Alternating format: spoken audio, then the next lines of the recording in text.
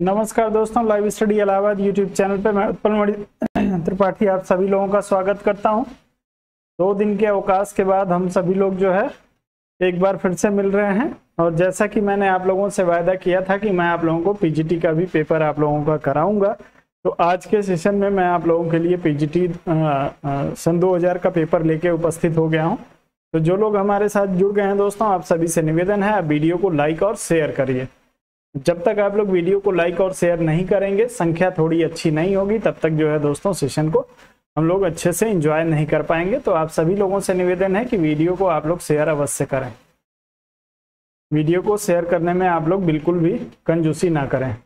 तो उम्मीद करते हैं कि 2 दिन में आप लोगों ने जो है वो ठीक से एंजॉय किया होगा, अपनी पढ़ाई भी की होगी, सभी लोगों ने कंटिन्यू रखा होगा अपनी पढ़ाई को, कुछ चीज़ों को आप लोगों ने रिवाइज किया होगा।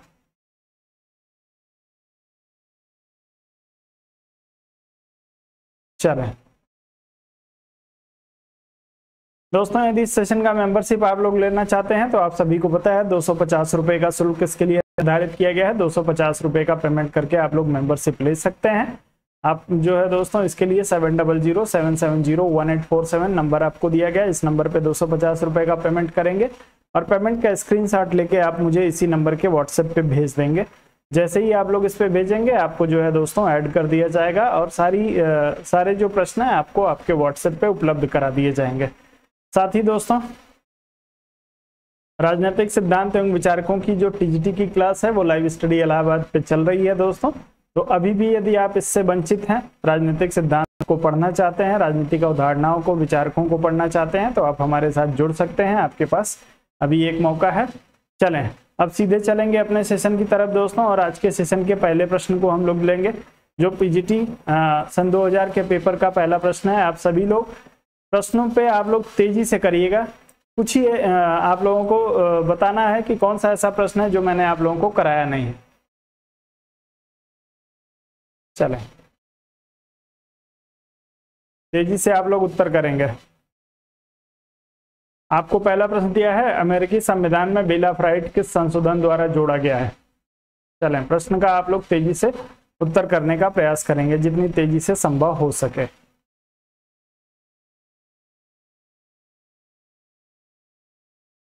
चलें सभी लोग करें उत्तर।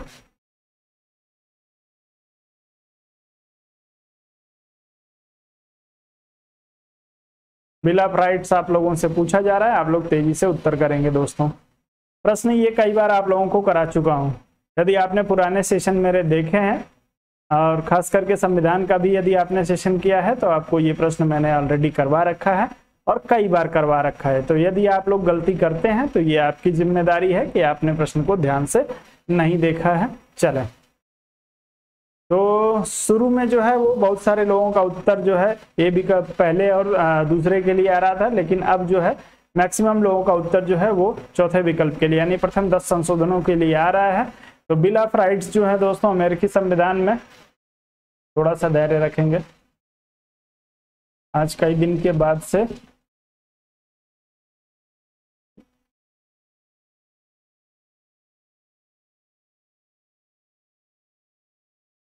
चलें बिल्कुल। तो दोस्तों प्रथम 10 संशोधन जो अमेरिकी संविधान में हुए थे, उसके माध्यम से जो है दोस्तों आपके जो अधिकारों का आपके जो अधिकार हैं, यानी अमेरिकी संविधान में जो अधिकार हैं, वो आपके प्रथम 10 संशोधनों के माध्यम से जोड़े गए थे। तो आप लोग इस चीज को ध्यान रखिएगा। साथ में बात करें यदि आपके 13वें संविधान संशोधन, 13वां, 14वां और 15वां संविधान जो है वो आपके अधिकारों से संबंधित है। तो आप लोग ध्यान रखेंगे, अधिकार और कर्तव्य दोनों आपके माफ करेंगे।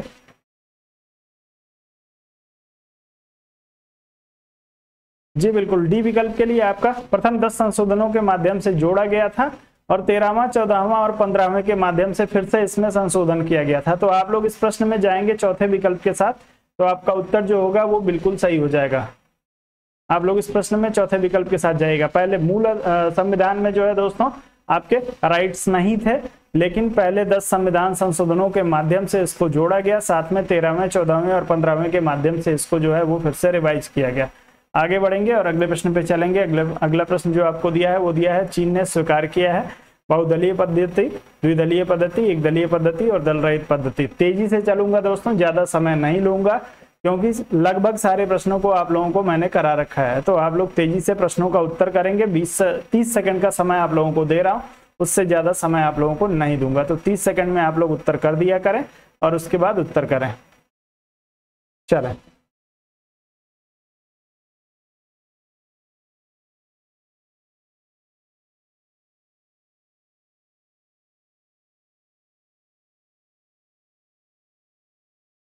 बहुत ही बढ़िया।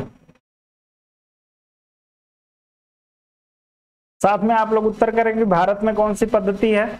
भारत और अमेरिका में, भारत, अमेरिका, ब्रिटेन, 3 देशों के लिए और कमेंट करिए आप सभी लोग। जो लोग पीजीटी के लिए तैयारी कर रहे हैं, आप सभी से निवेदन है कि आप लोग चीन के लिए आप लोग जो है एक दलीय पद्धति की बात कर रहे हैं। तो अब आप लोग बताइए भारत, अमेरिका और ब्रिटेन, इसमें कौन कौन सी जो है पद्धति आप लोगों को देखने को मिल रही है। भारत में ने कौन सी पद्धति अपनाई है, अमेरिका ने कौन सी पद्धति अपनाई है और ब्रिटेन ने कौन सी पद्धति को स्वीकार किया है। चले, भारत के लिए उत्तर आ रहा है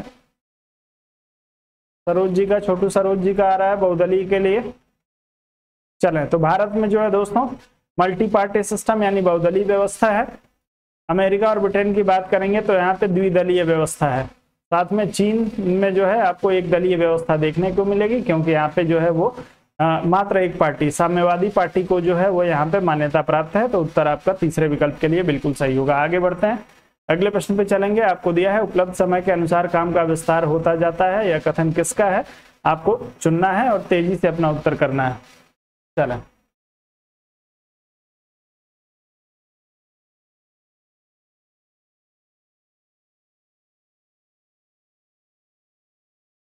जी बिल्कुल। तो आप लोग उत्तर करिए अगले प्रश्न के लिए। उपलब्ध समय के अनुसार काम का विस्तार होता जाता है, किसने कहा है।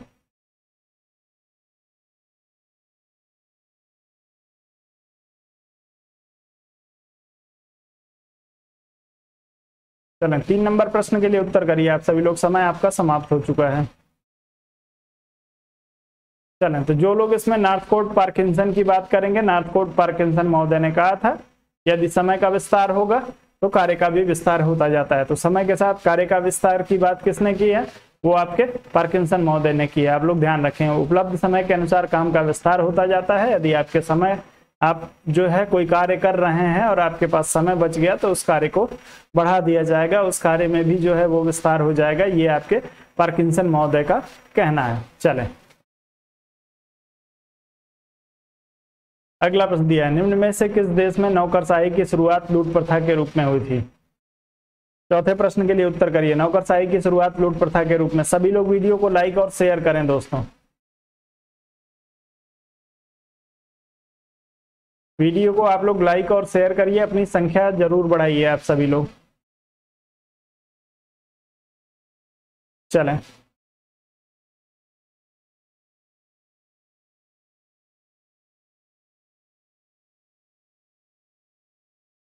लूट प्रथा के रूप में नौकरशाही की शुरुआत, ब्रिटेन, अमेरिका, भारत और फ्रांस, चारों में से किसी एक के लिए आप चुनाव करें, किसी एक विकल्प का।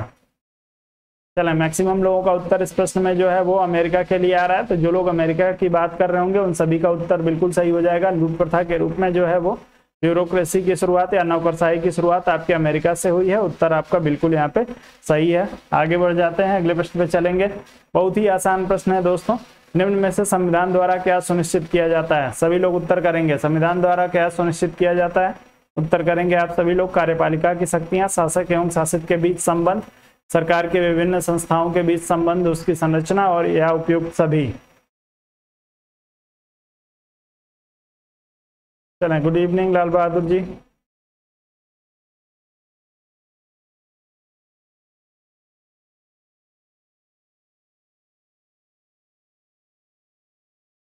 पांच नंबर प्रश्न के लिए उत्तर करिए, आप लोगों का उत्तर आना शुरू हो गया है, उपयुक्त सभी के लिए। चलें,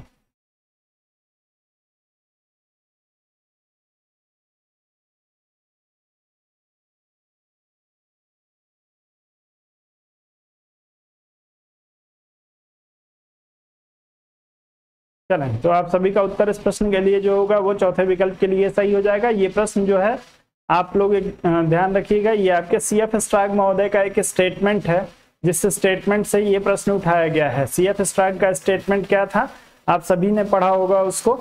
इन्होंने लिखा था कि संविधान उन सिद्धांतों का समूह है जिसके अनुसार राज्य के अधिकारों, नागरिकों के अधिकारों और दोनों के संबंधों के बीच जो है वो समन्वय स्थापित किया जाता है। तो सीएफ स्ट्राग महोदय का स्टेटमेंट भी यदि आपसे पूछ ले तो आप सभी लोगों को ध्यान रहना चाहिए, संविधान उन सिद्धांतों का समूह है जिसके अनुसार राज्य के अधिकारों, नागरिकों के अधिकारों और दोनों के संबंधों के मध्य समन्वय स्थापित किया जाता है। कार्यपालिका की शक्ति, शासक एवं शासित के बीच संबंध, सरकार की विभिन्न संस्थाओं के बीच संबंध, ये सभी चीजें जो है वो संविधान में आपको देखने को मिलेंगी। बाकी इससे संबंधित जो सीएफ स्ट्राग महोदय का स्टेटमेंट है उसको जरूर याद रखेंगे आप सभी लोग। आगे बढ़ते हैं। अगला प्रश्न दिया है, नौकरशाही की नियुक्ति का आधार है अस्थायी आधार, अस्थायी आधार, विशेष कार्य की समाप्ति तक तदर्थ आधार, दिन वेतन पर दैनिक वेतन। आप लोग उत्तर करेंगे इस प्रश्न में चारों में से किसी एक विकल्प का। चलें, गुड इवनिंग पूजा जी, सुनील जी, किट्टू सिंह जी।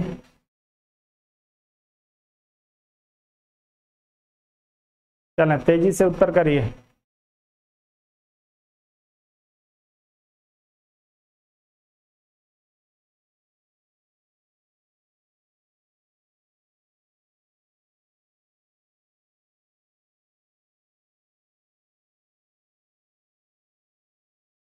तो मैक्सिमम लोगों का उत्तर इस प्रश्न में बी विकल्प के लिए आ रहा है। ब्यूरोक्रेसी या नौकरशाही की नियुक्ति जो है दोस्तों अस्थायी आधार पर होती है, आप सभी को पता है। बाकी विशेष कार्य की समाप्ति तक समितियों का निर्माण होता है।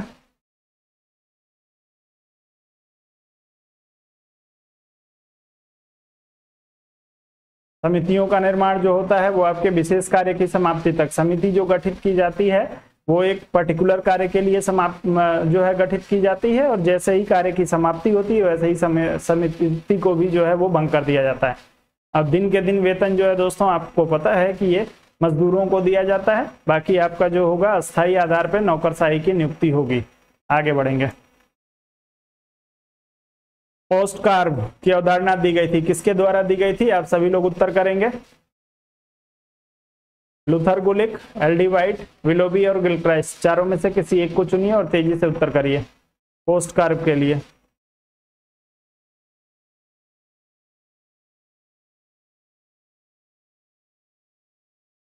पोस्ट कार्ब की स्पेलिंग लिख के सब लोग भेजेंगे।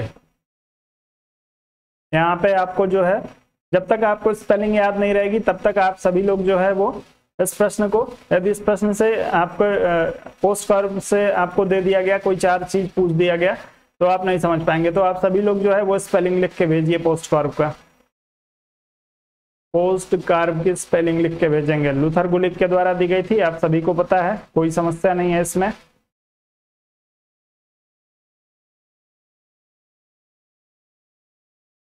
प्रशासन की समस्याओं का उल्लेख जो है इसके माध्यम से इन्होंने किया था, उसका निस्तारण इसी से होता है।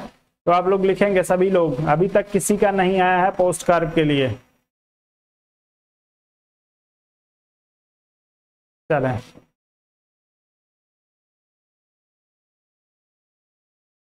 बिल्कुल। तो दोस्तों यदि आप इसमें planning, organising, staffing, directing, coordinating, reporting और बजटिंग को शामिल कर रहे हैं तो आपका उत्तर जो होगा बिल्कुल सही हो जाएगा। पोस्ट कार्ब जो है इसी का शॉर्ट फॉर्म है जो लूथर गुलिक के द्वारा दिया गया था। उत्तर आपका जो होगा बिल्कुल सही हो जाएगा। चलें, बी बिल्कुल।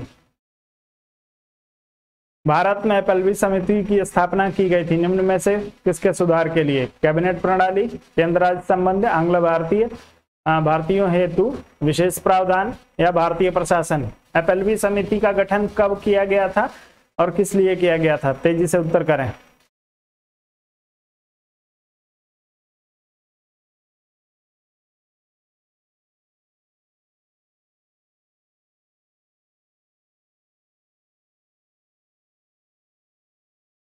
चलें,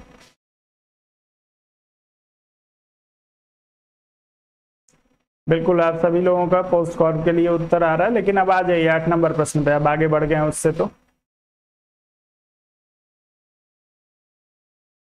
अपेलवी समिति के लिए गठन कब किया गया और किस लिए किया गया? तो आप सभी लोग जो है वो भारतीय प्रशासन की बात कर रहे हैं, चौथे विकल्प की आप लोग बात कर रहे हैं।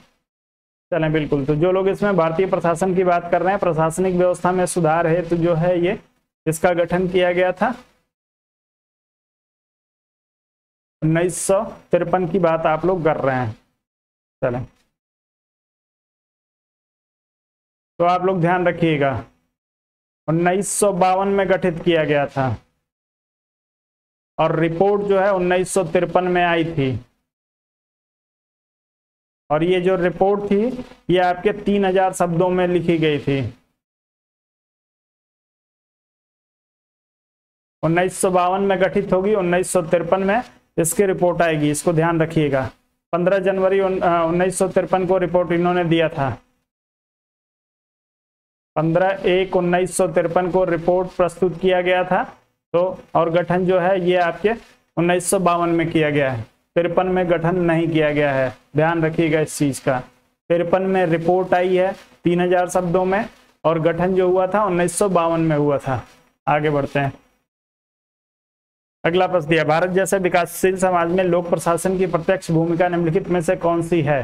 राजस्व जुटाना, विधि और व्यवस्था, सामाजिक आर्थिक पुनर्निर्माण और सहभागितापूर्ण प्रबंधन। उत्तर करेंगे इस प्रश्न के लिए तेजी से।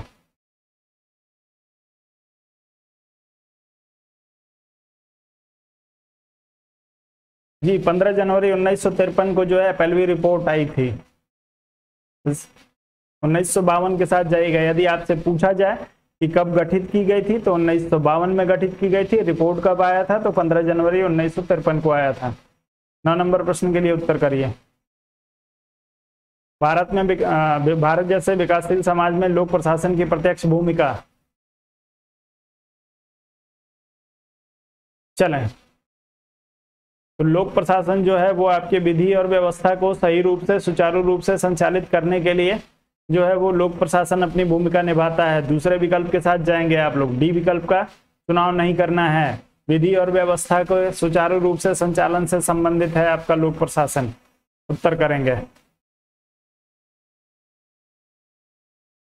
अगला दिया, संयुक्त राष्ट्र संघ का प्रथम सेक्रेटरी जनरल कौन था? चारों में से किसी एक को चुनिए और तेजी से उत्तर करिए।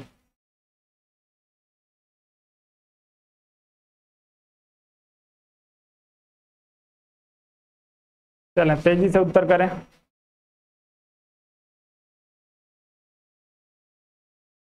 संयुक्त राष्ट्र संघ का प्रथम सेक्रेटरी जनरल आप लोगों से पूछा गया है।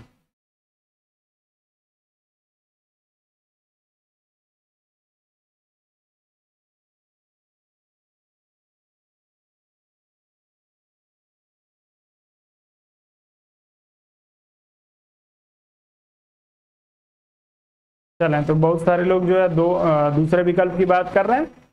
मैक्सिमम लोग जो है वो इसमें ट्रिक वैली का चुनाव कर रहे हैं। तो जो लोग ट्रिक वैली का चुनाव कर रहे होंगे उन सभी का उत्तर यहाँ पे बिल्कुल सही हो जाएगा। 1 फरवरी 1946 को जो है इनका चुनाव हुआ था ट्रिक वैली महोदय का, पहले आपके सेक्रेटरी जनरल के रूप में। ध्यान रखेंगे,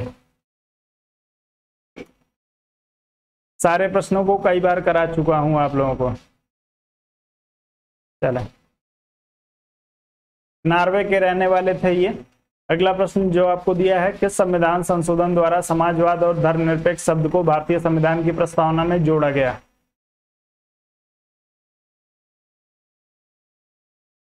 चले, गुड इवनिंग अफसाना जी। किस संशोधन द्वारा समाजवाद और धर्मनिरपेक्ष शब्द को भारतीय संविधान की प्रस्तावना में जोड़ा गया है? उत्तर तेजी से करेंगे आप सभी लोग। और हमेशा संविधान संशोधन ईयर के साथ लिखा करिए। कितनी बार आप लोगों को मैं ये बात बोल चुका हूं कि संविधान संशोधन को हमेशा ईयर के साथ लिखने की आदत डालिए।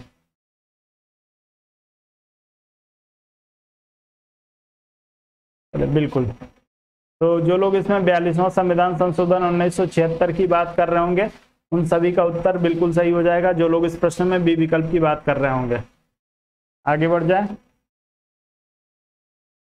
अगला प्रश्न दिया है कि भारतीय संसदीय शासन प्रणाली में निम्नलिखित माफ करेंगे, प्रणाली में मंत्रिमंडल किसके प्रति उत्तरदायी होता है? मंत्रिमंडल के उत्तरदायित्व का सिद्धांत आप सभी लोगों को बताना है। अनुच्छेद सहित बताइएगा किस अनुच्छेद में इसको क्लियर किया गया है। राष्ट्रपति के प्रति, लोकसभा के प्रति, राज्यसभा के प्रति, सर्वोच्च न्यायालय के प्रति।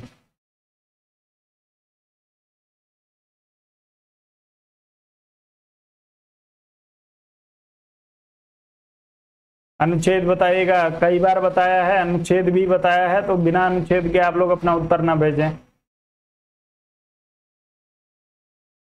कोई जरूरी नहीं है कि सेम प्रश्न आप लोगों से पूछा जाएगा। प्रश्न को यदि घुमा फिरा के पूछ लिया गया, आर्टिकल ही आपसे पूछ लिया गया, तो आप लोगों को ध्यान में रहना चाहिए।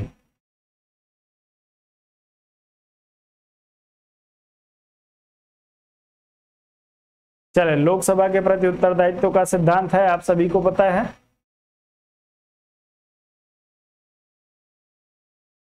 चलें, सुनील जी का एकमात्र सही उत्तर आया है 75(3). आर्टिकल 75 सब आर्टिकल 3 में जो है वो लोकसभा के प्रति उत्तरदायित्व का सिद्धांत जो है वो स्पष्ट किया गया है भारत में। उत्तर आपका दूसरे विकल्प के लिए सही होगा। आगे बढ़ते हैं। अगला प्रश्न दिया है कि भारतीय संघ के उदाहरण को सर्वोत्कृष्ट विश्लेषित किया जा सकता है किस नाम से? विशुद्ध संघवाद, शास्त्रीय संघवाद, अर्ध संघवाद या प्राचीनतम संघवाद? तेजी से उत्तर करेंगे इस प्रश्न के लिए।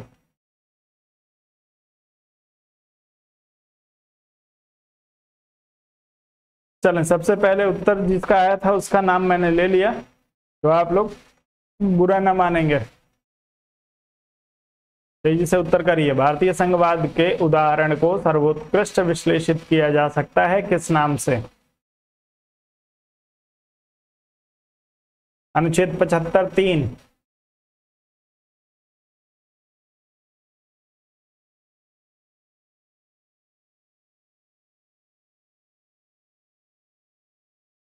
अब एक समस्या है इस प्रश्न में।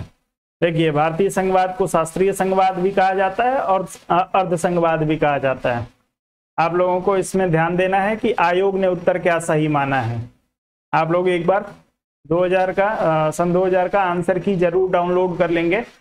कभी भी प्रीवियस ईयर पेपर करिए, कोई भी, चाहे आप जो है ऑनलाइन कर रहे हो या आप जो है ऑफलाइन कर रहे हो, आपने प्रीवियस ईयर पेपर खरीद के रखा हो, बिना आंसर के आयोग के आंसर की के आपको जो है वो नहीं करना है। ये चीज आप लोग ध्यान रखेंगे, क्योंकि जो आंसर आयोग सही मानता है उसी के साथ आपको जाना पड़ेगा। ऐसे बहुत सारे प्रश्न हैं जिसको आयोग जो है वो मानता है। मेरे हिसाब से इस प्रश्न में जो है वो शास्त्रीय संघवाद सही होना चाहिए।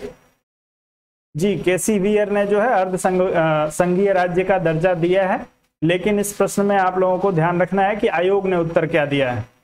तो आपके केसी वीयर महोदय के अनुसार तो सही हो जाएगा आपका अर्ध संघवाद, कोई समस्या नहीं है। चलें, कोई बात नहीं। तो आप लोग आंसर की जरूर डाउनलोड कर लीजिएगा और देखिएगा जरूर। अगला प्रश्न आपको,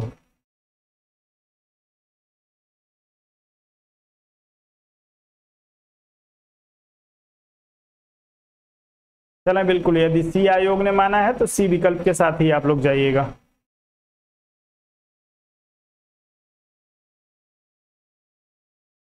चलें, अब इस प्रश्न को बताइए आप लोग, निम्नलिखित में से कौन से तत्व भारतीय राजनीतिक व्यवस्था में महत्वपूर्ण भूमिका निभाते हैं? इसके लिए किसी एक विकल्प का चुनाव करिए।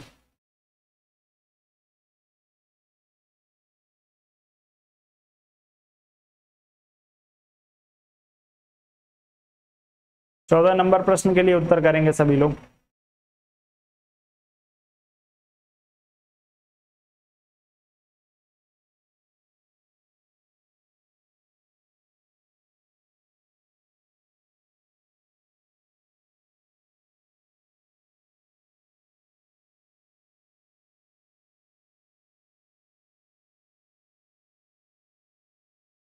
चलें, अब इस प्रश्न में जहां तक मुझे आप लोगों के आंसर को देख के लग रहा है, मैक्सिमम लोगों ने जो है वो प्रीवियस ईयर पेपर किया है और प्रीवियस ईयर पेपर करके आप उसी के आधार पे अपना उत्तर दे रहे हैं। वर्तमान राजनीति 2014 के बाद से, जब से केंद्र में बीजेपी की सरकार आई है, राजनीति के स्वरूप में बदलाव हुआ है। पहले जो है वो आपके जाति, क्षेत्र, धर्म पे आधारित राजनीति आपको देखने को मिलेगी। जैसे ही जो है आपके बीजेपी की गवर्नमेंट आती है, राष्ट्रीय दृष्टिकोण भी महत्वपूर्ण हो जाता है। तो आप जो है वो राष्ट्रीय दृष्टिकोण को छोड़ के नहीं चल सकते हैं। राष्ट्रीय और अंतर्राष्ट्रीय स्तर पे भारत की छवि में सुधार हुआ है, इस चीज को आप लोग ध्यान रखेंगे। और राष्ट्रीयकरण की जो बात है वो बीजेपी अपने मूल में लेके चलती है, तो इस चीज को आप लोग ध्यान रखिएगा। हमेशा आप लोग प्रश्नों को, खास करके जब आप लोगों से कोई सिचुएशन बेस्ड प्रश्न पूछा जाए तो आप लोग उसको हमेशा कंपेयर करके देखा करिए, ऐसे आंसर पे ना जाया करिए कि आंसर क्या दिया हुआ है। तो इस प्रश्न में आपका जो उत्तर होगा वो बी विकल्प के लिए सही हो जाएगा। इस समय आप राजनीति में देखेंगे तो जाति भी आपको दिखेगा, क्षेत्र का भी प्रभाव दिखेगा, धर्म का भी प्रभाव दिखेगा और राष्ट्रीयता की भावना को भी देखने को आपको मिल जाएगा। अंतर्राष्ट्रीय स्तर पे भारत की छवि में भी सुधार हुआ है, तो ये सारी चीजें आप लोगों को देखने को मिलेंगी। तो आप इसमें जो है वो सबसे उपयुक्त विकल्प आपका दूसरा विकल्प हो सकता है, तो आप लोग इसमें दूसरे विकल्प के साथ जाइएगा। अगला प्रश्न दिया है कि संघीय व्यवस्था में किस संस्था को संविधान का संतुलन चक्र माना जाता है? विधायिका, मंत्रिमंडल, न्यायपालिका और प्रेस। तेजी से उत्तर करेंगे संघीय व्यवस्था के अनुसार।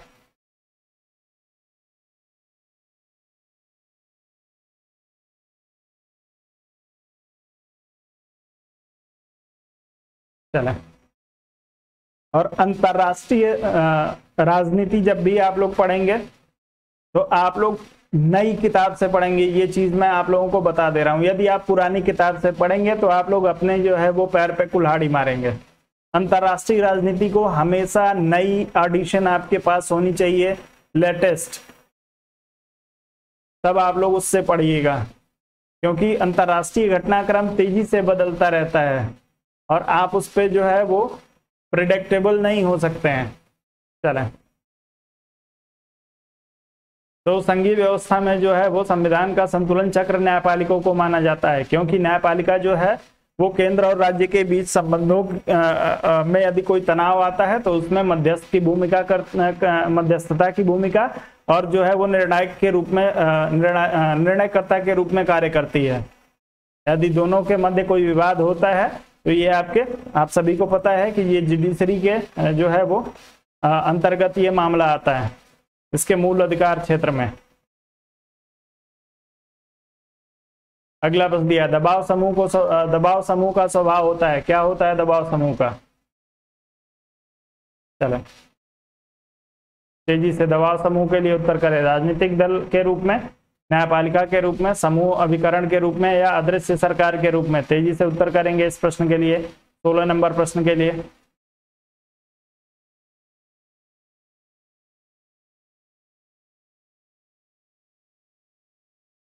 चलें, समय शुरू कर देता हूं, 20 सेकंड का समय लीजिए, 16 नंबर के लिए उत्तर करिए।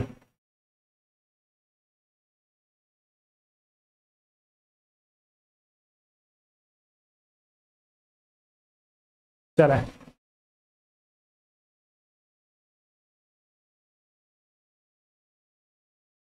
किसने दबाव समूहों को अदृश्य सरकार कहा था? दबाव समूहों की व्याख्या या दबाव समूहों को अदृश्य सरकार के रूप में किसने परिभाषित किया है? तेजी से उत्तर करें। चलें, संतोष जी का उत्तर आया है, बाकी लोग भी उत्तर करेंगे तेजी से।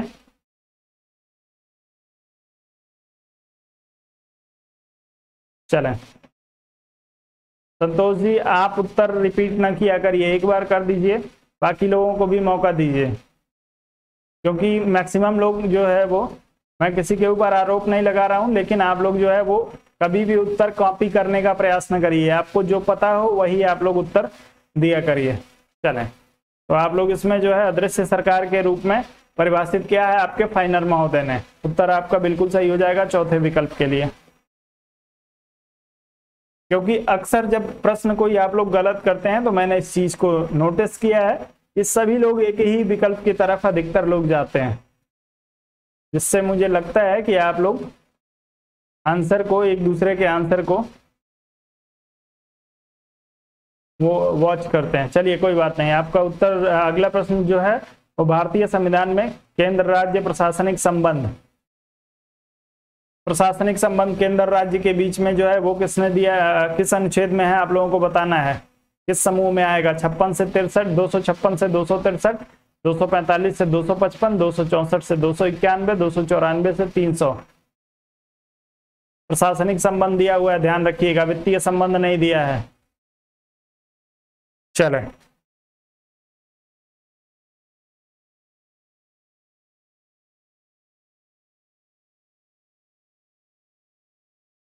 बहुत ही बढ़िया। सभी लोगों का 256 से 263 तक आ रहा है, तो प्रशासनिक संबंधों का उल्लेख जो है वो 56 से 63 तक है। 256 से 263 याद रखेंगे, उत्तर आपका बिल्कुल सही हो जाएगा। कई बार इस प्रश्न को कराया है। अगला प्रश्न आपको जो है कूट के रूप में दिया गया है, कूट को आपको सुमेलित करना है। प्रश्न को थोड़ा सा शार्ट करता हूं जिससे कि आप लोग इसको आसानी से सुमेलित कर पाए। चलें, Golaknath case, Shamsher Singh case, Minerva mill case, Kesavananda Bharati case. आधारभूत संरचना का सिद्धांत, मौलिक अधिकार, राज्य के नीति निर्देशक तत्व और राष्ट्रपति के अधिकार। पांचवा आपको दे दिया है आपातकालीन शक्ति, आपातकालीन उपबंध। तो आप लोग इसको सुमेलित करिए, किसका उल्लेख जो है वो कहाँ पे मिलेगा।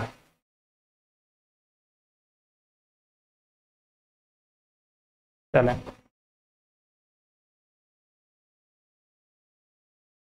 उत्तर करें तेजी से आप लोग।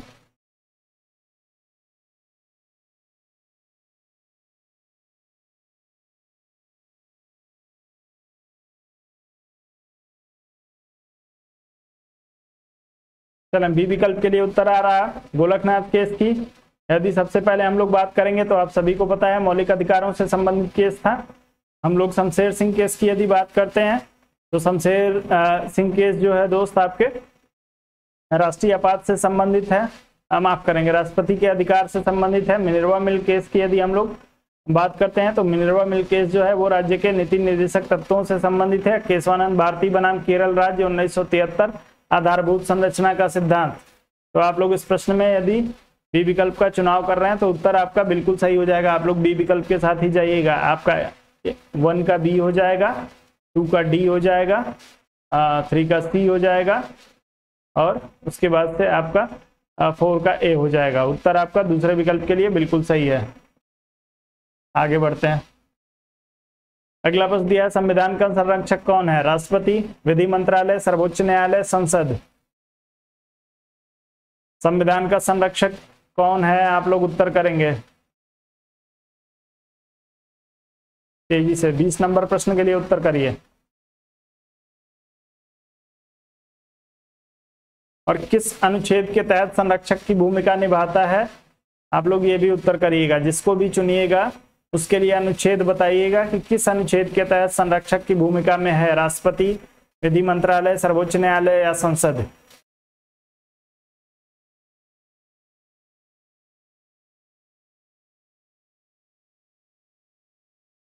चलें,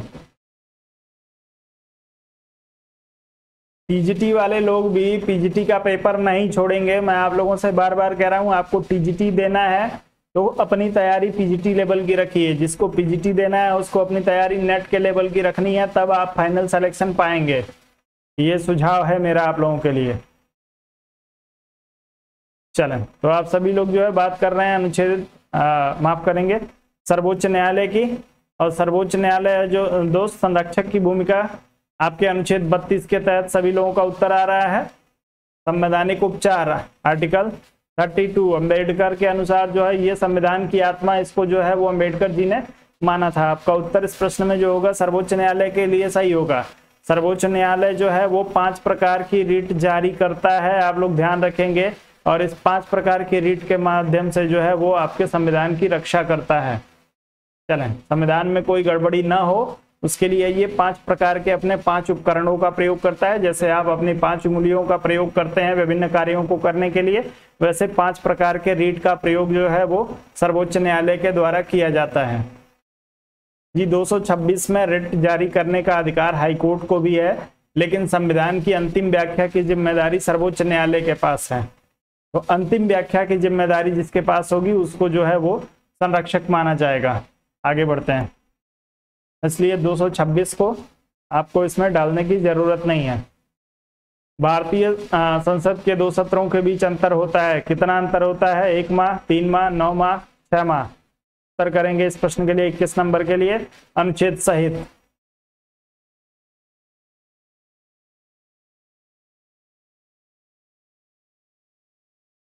थोड़ा सा वीडियो को लाइक और शेयर करिए, आप सभी लोगों से निवेदन है। बहुत सारे दोस्त जो है वीडियो को लाइक और शेयर नहीं कर रहे हैं, तो आप सभी लोग वीडियो को लाइक और शेयर करें। चलें, किस नंबर प्रश्न के लिए उत्तर करिए? अनुच्छेद सहित उत्तर करिएगा, बिना अनुच्छेद के उत्तर नहीं।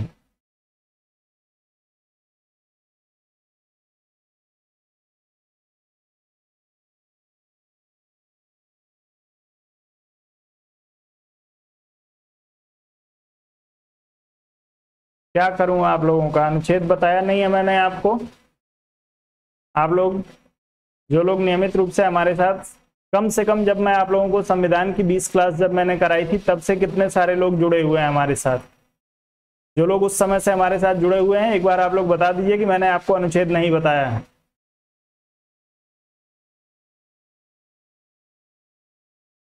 चलें, तो आप लोग इस प्रश्न में 6 माह की बात कर रहे हैं।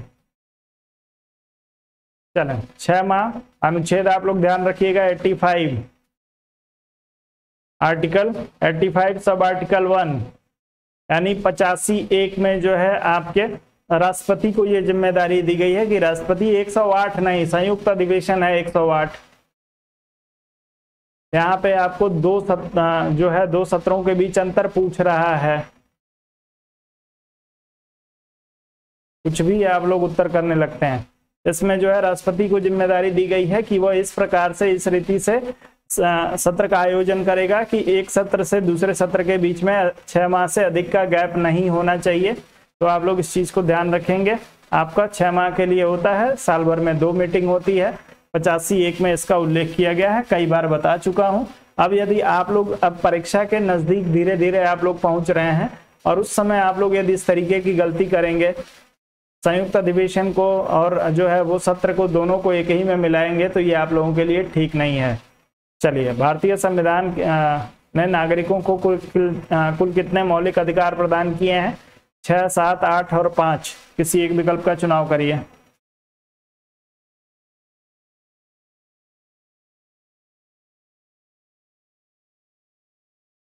यदि मैंने न कराया होता, न बताया होता तो मैं स्वीकार करता, लेकिन मैंने कराया है, मैंने बताया है। जिसको न भरोसा हो आप जाके संविधान की वीडियो देख लीजिए। 20 क्लासेस संविधान की जब मैंने आपको कराई हैं उसमें आप सीधे चले जाइएगा, राष्ट्रपति वाले सेक्शन में आपको मिल जाएगा वीडियो और प्रश्न भी।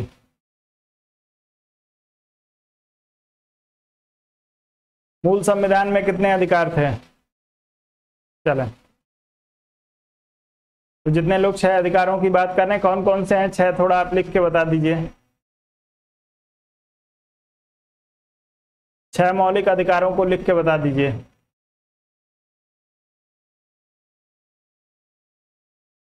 समय है पूरा, मैं रुकूंगा, आप लोग लिख के बताइए कौन कौन से वे 6 अधिकार हैं जो आपको मौलिक अधिकारों के अंतर्गत मिले हैं। तेजी से कमेंट करिए।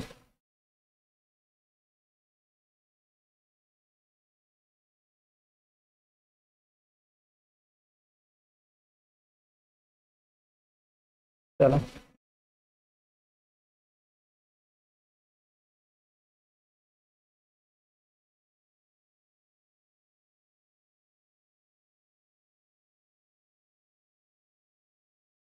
चलें, जो लोग बताएं मैं उनकी बात नहीं कर रहा, आप लोग कमेंट करिएगा, छोड़ूंगा नहीं ऐसे। नोट कराया है एक बार इस प्रश्न को 3 लगातार सेशन में मैंने आप लोगों को कराया था, मैंने आपसे पूछा भी था। चलें, समानता का अधिकार, स्वतंत्रता का अधिकार, शोषण के विरुद्ध अधिकार, धार्मिक स्वतंत्रता, संवैधानिक उपचारों का अधिकार।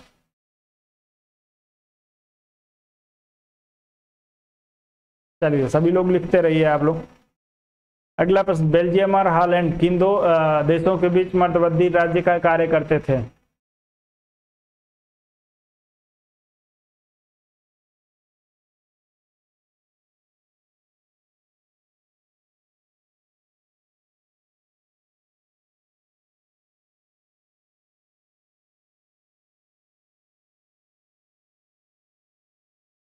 चलें चलें ठीक है। एक बार आप सभी लोग जो है वो अधिकारों का चैप्टर उठा के पढ़िएगा। कितने अधिकार हैं सभी लोग एक बार रिवाइज कर लीजिएगा। आगे बढ़ते हैं। बेल्जियम और हॉलैंड किन देशों के बीच मध्यवर्ती राज्य का कार्य करते थे? France England, France Germany, Germany England, Spain और डेनमार्क। 23 नंबर के लिए प्रश्न करें, उत्तर करें आप सभी लोग।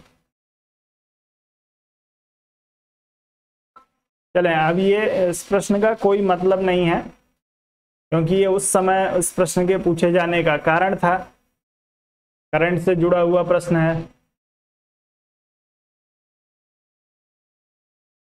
चलें, अब वर्तमान में यदि आपसे पूछा जाएगा तो आपसे पूछा जाएगा कि यूक्रेन और रूस के बीच मध्यवर्ती राज्य का कार्य किसने किया है? तो अब आप लोग उत्तर करिए। यूक्रेन और रूस के बीच में आपको कोई मध्यवर्ती स्टेट दिखता है? कोई मध्यवर्ती राज्य दिख रहा है?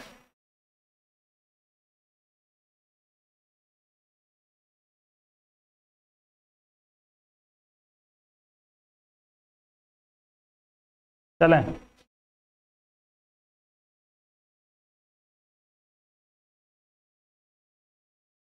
यूक्रेन और रसिया के बीच में मध्यवर्ती राज्य का के लिए आप किसी का नाम ले सकते हैं, किसी एक देश का।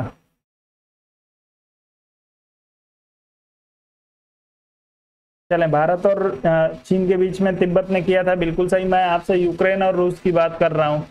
आप लोग अंतर्राष्ट्रीय राजनीति पढ़ रहे हैं, अंतर्राष्ट्रीय घटनाओं को पढ़ रहे हैं, तो कम से कम इस समय की जो घटना है उसके बारे में तो आप सभी लोगों को पता होना चाहिए।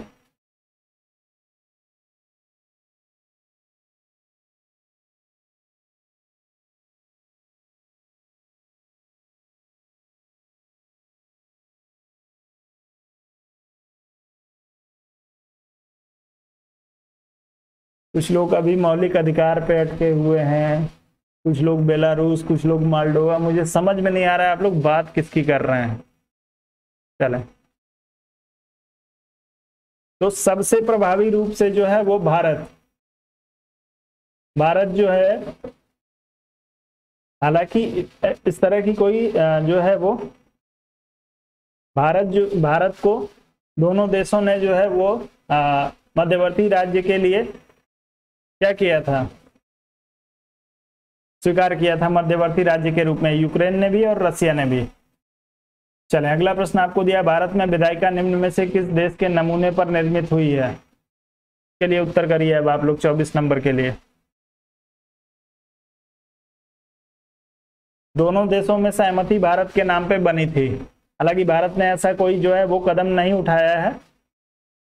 अब आप लोग इस प्रश्न के लिए उत्तर करिए।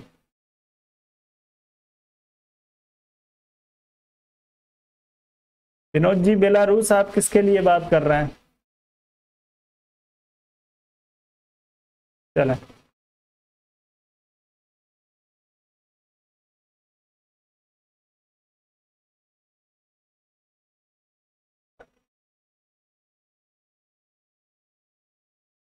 चौबीस नंबर प्रश्न के लिए उत्तर आप सभी लोगों का ए विकल्प के लिए आ रहा है। तो जितने लोग ब्रिटेन की बात कर रहे हैं, तो विधायिका जो है वो आपके ब्रिटेन के नमूने पे, उत्तर आपका ए विकल्प के लिए बिल्कुल सही हो जाएगा। आगे बढ़े। अगला प्रश्न आपको दिया है कि भारत का उपराष्ट्रपति अपने पद पर 5 वर्ष की अवधि तक बना रहता है, लेकिन वह अपने पद से इससे पहले भी त्यागपत्र दे सकता है, जिसे वह संबोधित करेगा। राज्यसभा के वरिष्ठ सदस्य को, राष्ट्रपति को, स्पीकर को, भारत के प्रधान न्यायाधीश को, किसको संबोधित करेगा? तेजी से उत्तर करेंगे 25 नंबर के लिए।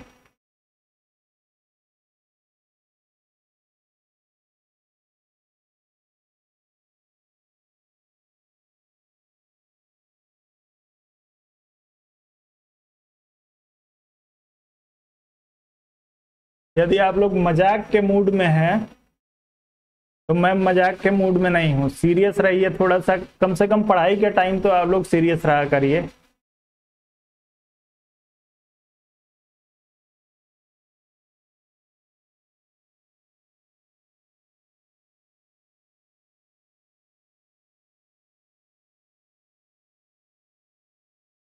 चलें,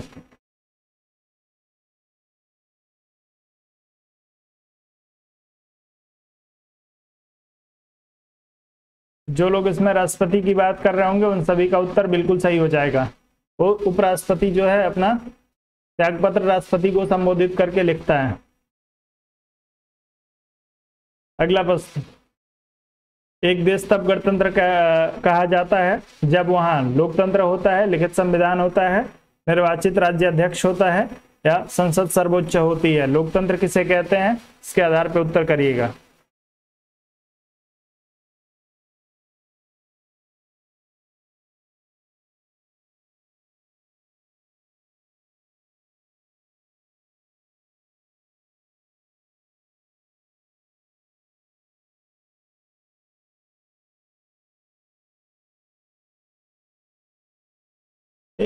मजाक की बात यह है कि मैंने आपसे कह दिया, एक बार मैंने क्लियर किया आप लोगों को कि दोनों देशों ने भारत को मध्यवर्ती राज्य की भूमिका निभाने के लिए स्वीकार किया।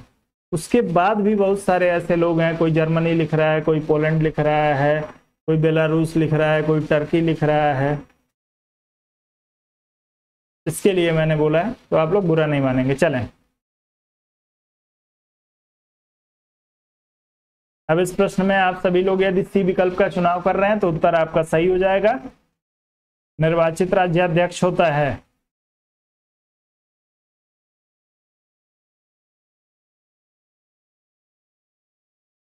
चलें, बी विकल्प के साथ नहीं जाना है। कुछ एक दोस्तों ने जो है वो लिखित संविधान की बात की है। गणतंत्र तब हम कहते हैं उस राष्ट्र को गणतंत्र कहा जा सकता है जिसका राष्ट्राध्यक्ष जो है वो निर्वाचित हो। भारत में राष्ट्रपति जो है वो निर्वाचित होता है, भले ही इनडायरेक्ट तरीके से होता है लेकिन निर्वाचित होता है। वैधानिक अधिकारों के पीछे कौन सी शक्ति है, कानून की शक्ति, नैतिकता की शक्ति, न्यायालयों की शक्ति, नीति शास्त्र की शक्ति। किसी एक का उत्तर करिए चुनाव करके।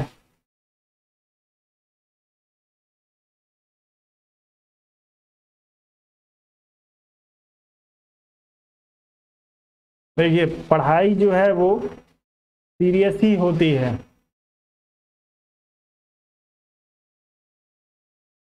थोड़ा बहुत इधर उधर हंसी मजाक चलता है, मैं भी करता हूँ, ऐसी बात नहीं है, लेकिन अनावश्यक बार बार जो है वो ट्रैक को बदल के और हर प्रश्न के बाद आपका 30 सेकंड 40 सेकंड का 1 मिनट का समय बर्बाद करूं, आपको भी अच्छा नहीं लगेगा और आपको अंदाजा नहीं है कि आपका समय कितना महत्वपूर्ण है। यदि आप 1 घंटे मोबाइल पे अपना इंटरनेट खर्च कर रहे हैं, अपनी आंख को तकलीफ दे रहे हैं, ठीक है, जो है तमाम तरह की का व्यय कर रहे हैं आप लोग उसके लिए, और उसके बाद भी आपको कुछ ना मिले तो उसका कोई मतलब नहीं निकलेगा। नहीं, डरने की जरूरत नहीं है, ए विकल्प के साथ जाइएगा। जो लोग ए विकल्प की बात करेंगे, कानून की शक्ति, उन सभी का उत्तर बिल्कुल सही हो जाएगा। वैधानिक अधिकारों के पीछे कानून की शक्ति कार्य करती है। चलें, प्राकृतिक अधिकारों का सिद्धांत एक भाग है ऑस्टिन के संप्रभुता के सिद्धांत का, दैवीय सिद्धांत, उत्पत्ति के सिद्धांत का, शक्ति सिद्धांत का या सामाजिक समझौते सिद्धांत का। उत्तर करें तेजी से आप लोग।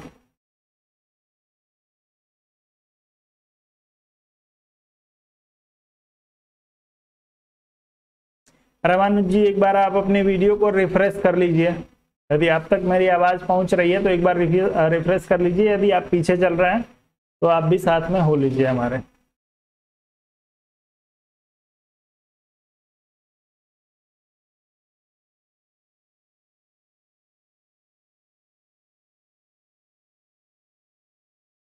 चलें, तो जो लोग इसमें सामाजिक समझौता सिद्धांत की बात कर रहे होंगे उन सभी का उत्तर जो होगा बिल्कुल सही हो जाएगा। हाब्स, लाक, रूसो, तीनों जो है आपके प्राकृतिक अधिकारों के समर्थक हैं। लाक महोदय ने 3 तरह के प्राकृतिक अधिकारों की बात की थी। जी बिल्कुल। जब आप लोग एग्जामिनेशन में जाते हैं, बहुत सारे लोगों को जो है ये चीज मैंने देखी है, बहुत सारे लोग आके बात भी करते हैं, मैंने भी कर रखा है। ऐसा नहीं है कि मैंने ये सारी चीजें मेरे साथ नहीं हुई हैं। जब एग्जामिनेशन में हम लोग जाते हैं और प्रश्न को देखते हैं, उस समय एक चीज बस ध्यान में आती है, काश इस टॉपिक को जब मैं पढ़ रहा था थोड़ा सा सीरियस होकर पढ़ लिया होता तो आज ये प्रश्न मैं सही कर लेता। एक बार तकलीफ वहां होती है, दूसरी बार जब आपका सिलेक्शन 1-2 नंबर से रुक जाता है, जीवन भर आपको मलाल रहेगा, कचोटता रहेगा। जब किसी कारण से, चाहे वो कोई भी कारण हो, लेकिन यदि आपका 1 नंबर से 2 नंबर से सिलेक्शन रुक जाता है, तो आपको अपने पेपर में 5 प्रश्न ऐसे गारंटी के साथ मिलेंगे जिनको आपने जो है वो या तो कम पढ़ने की वजह से या आपने सावधानी से पेपर को भी हल नहीं किया, उसकी वजह से 5 प्रश्न गलत होते हैं। और आपको तब लगता है कि यदि मैं सीरियस होता, मेरी आदत थोड़ी सी जो है वो खराब ना होती, हम सीरियस होके पेपर देते या सीरियस होके पढ़ने की आदत मेरी रही होती, तो ये 5 प्रश्न कभी गलत नहीं। इस 5 के 5 को जो है वो ह्यूमन एरर को खत्म नहीं किया जा सकता है, लेकिन इस 5 को रिड्यूस करके 2 पे किया जा सकता है कि आपसे यदि ह्यूमन एरर हो भी रहा है तो 2 प्रश्नों पे हो, तब भी आप 3 प्रश्न लीड करेंगे और 3 प्रश्न आपके सिलेक्शन करा देंगे। जी बिल्कुल, बहुत सारे ऐसे लोग होंगे जिनको बहुत सारी परीक्षाओं में मलाल रहा होगा 1 नंबर 2 नंबर 4 नंबर का। तो इसीलिए मैं आप लोगों से कहता हूं, बात करने के लिए आप लोग का ये प्रश्न सेशन को रोक दूंगा, फिर जो है वो बात किया जाएगा। जब बात कर लिया जाएगा फिर सेशन को किया जाएगा। भारतीय संविधान प्रारूप समिति का सभापति कौन था? प्रारूप समिति का सभापति बताना है दोस्तों, सभी लोग उत्तर करेंगे। राजेंद्र प्रसाद, B.R. अम्बेडकर, अल्लादी स्वामी, अल्लादी कृष्णा अय्यर और आपके जवाहरलाल नेहरू।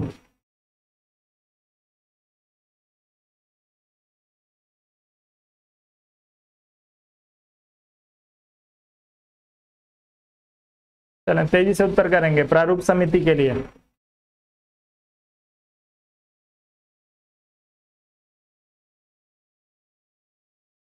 प्रारूप समिति का गठन किस तारीख को हुआ था? तेजी से कमेंट करके बताएं। जो लोग B.R. अम्बेडकर की बात कर रहे हैं उन सभी का उत्तर बिल्कुल सही हो जाएगा। प्रारूप समिति का गठन कब हुआ है कमेंट करके बताइए। और किन 2 सदस्यों को जो है वो बदला गया था? प्रारूप समिति में 2 सदस्यों को बदलना पड़ा था, किसी कारण से, उनका नाम बता दीजिए।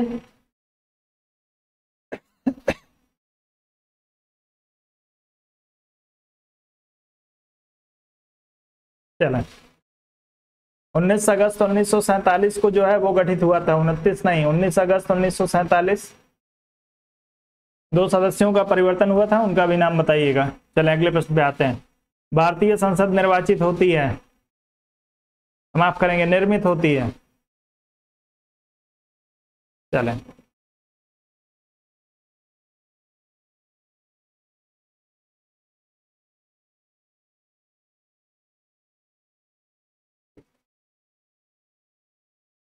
चलें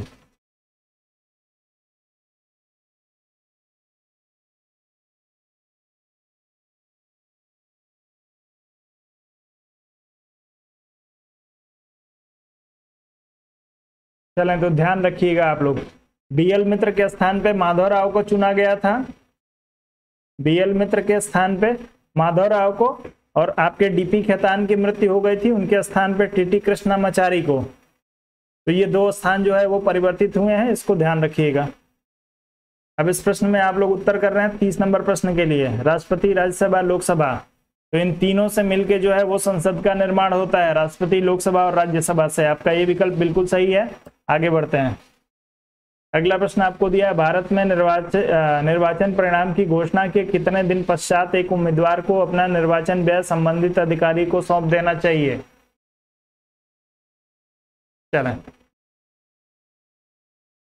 चलिए बिल्कुल 79 आप लोगों का आर्टिकल बिल्कुल सही है। अब आ जाइए अगले प्रश्न पे, 31 नंबर प्रश्न के लिए आइए। थोड़ा तेजी से करिए, तेजी से करेंगे नहीं तो प्रश्न खत्म नहीं होंगे। 125 प्रश्न होते हैं, 2 दिन में कराना है। अभी भी आप लोगों के पास आधे प्रश्न बचे हुए हैं। तेजी से करिए आप लोग। चलें, तो इस प्रश्न में जो लोग, अब अगले प्रश्न से 30 सेकंड से एक सेकंड का समय अधिक नहीं दूंगा आप लोगों को। चलें, तो 30 दिन के अंदर जो है वो निर्वाचन व्यय आपको देना होता है। चलें, जिस दिन निर्वाचन की घोषणा हो जाती है उसके 30 दिन के अंदर प्रत्येक निर्वाचित जो है वो प्रतिनिधि को अपने निर्वाचन व्यय से संबंधित जानकारी देनी होती है। उत्तर दूसरे विकल्प के लिए सही होगा। अगला दिया, अंतर्राष्ट्रीय न्यायालय में कितने न्यायाधीश होते हैं?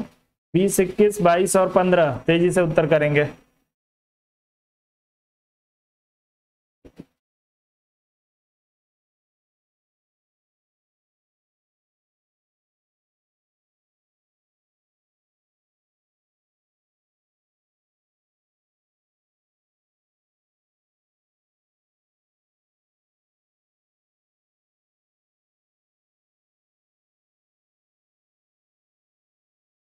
चलें, तेजी से उत्तर करिए।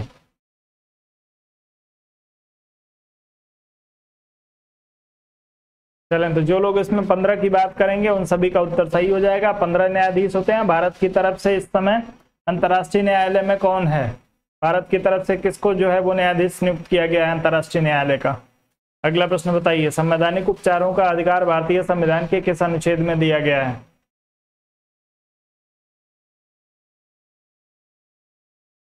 अंतर्राष्ट्रीय न्यायालय में भारत की तरफ से न्यायाधीश के लिए उत्तर करेंगे, साथ में आप इस प्रश्न के लिए उत्तर करिए। 25 सेकंड का समय इसके लिए मिलेगा।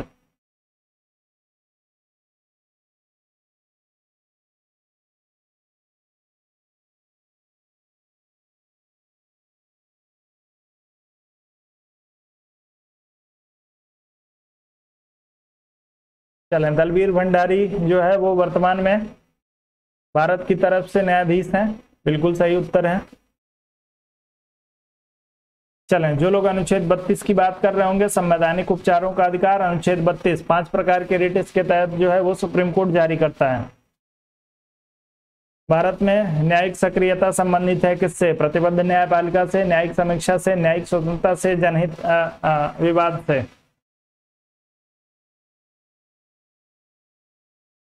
तेजी से उत्तर करें।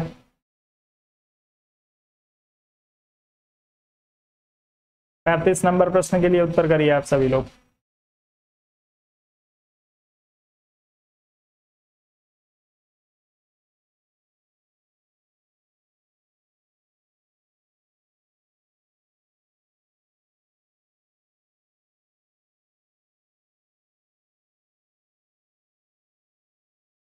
चलें, तो जितने लोग इसमें जनहित विवाद की बात कर रहे होंगे उन सभी का उत्तर बिल्कुल सही हो जाएगा। न्यायिक सक्रियता जो है वो जनहित से संबंधित मुद्दों को न्यायपालिका जो है वो न्यायपालिका के संज्ञान में आने पे जो है न्यायपालिका इस पे जो है वो स्वतः कार्यवाही करती है, इसीलिए इसको जो है वो न्यायिक सक्रियता कहा गया है। जब आप सक्रिय हो जाते हैं, ज्यादा सक्रिय होकर जब आप कार्य करते हैं, तो जो आपका कार्य नहीं है या जो आपको नहीं करना था वो भी आपको दिख रहा है, तो आप उसमें जो है वो बिल्कुल उस कार्य को आप करने लगते हैं। तो न्यायपालिका यदि जनहित से संबंधित कोई मामला देखती है तो उसको जो है अपने पास मंगा लेती है और उसमें जो है वो अपना फैसला देती है। उत्तर करेंगे चौथे विकल्प के लिए, उत्तर सही हो जाएगा। अगला प्रश्न दिया है, राष्ट्रपति अपना त्यागपत्र निम्नलिखित में से किसे संबोधित कर दे सकता है? राष्ट्रपति अपना त्यागपत्र किसको संबोधित करके देगा? तेजी से उत्तर करेंगे।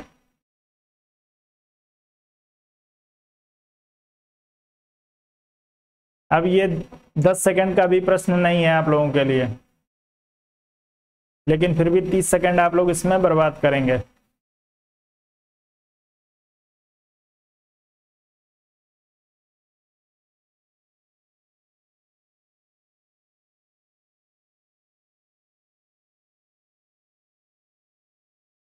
प्रश्न में PIL नहीं दिया था, प्रश्न में जनहित विवाद शब्द दिया है और वो जनहितवाद है जिसकी आप लोग बात कर रहे हैं।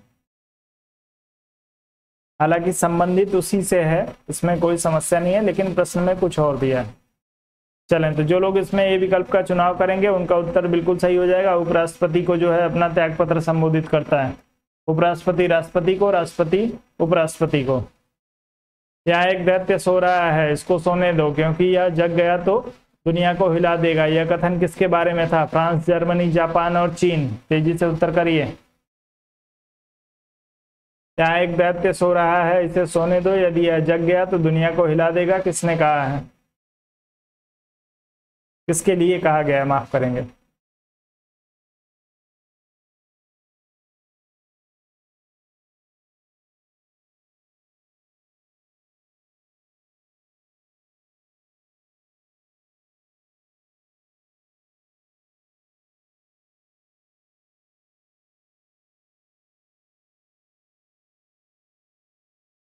चलें, तो ये जो कथन है ये चीन के बारे में कहा गया है कि यहाँ एक जो है वो दैत्य सो रहा है, इसको सोने दो।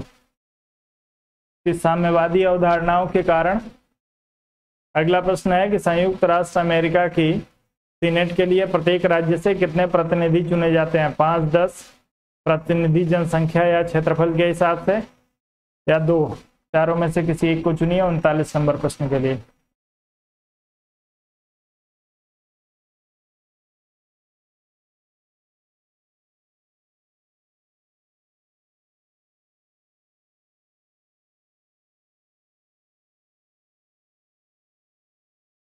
चलें,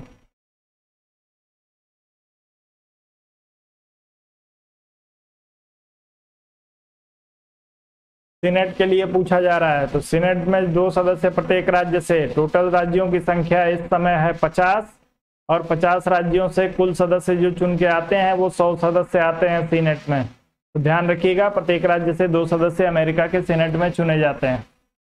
अगला प्रश्न दिया है, तटस्थता राज्यों की वह अवस्था है जिसमें युद्ध के समय वे इस संघर्ष में भाग नहीं लेते और दोनों युद्धरत पक्षों से अपना शांतिपूर्वक संपर्क बनाए रखते हैं। यह कथन निम्न में से किसका है? लास्की, प्लेटो, अरस्तु, लॉरेंस। तेजी से किसी एक का चुनाव करिए और उत्तर करिएगा।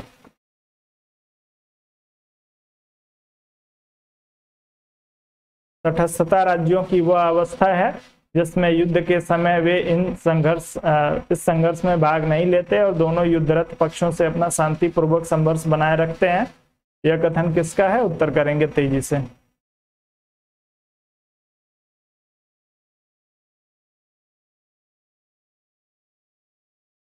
जी, तो जो लोग इसमें लॉरेंस की बात कर रहे होंगे उनका उत्तर बिल्कुल सही हो जाएगा। लॉरेंस महोदय का स्टेटमेंट है कि 2 लोग लड़ाई कर रहे हैं, उसमें हम जो है वो भागीदार नहीं होंगे, लेकिन दोनों से अपना संबंध बनाए रखेंगे। चलें, तो उत्तर आपका जो होगा वो चौथे विकल्प के लिए सही हो जाएगा, जो लोग इसमें चौथे विकल्प की बात कर रहे हैं।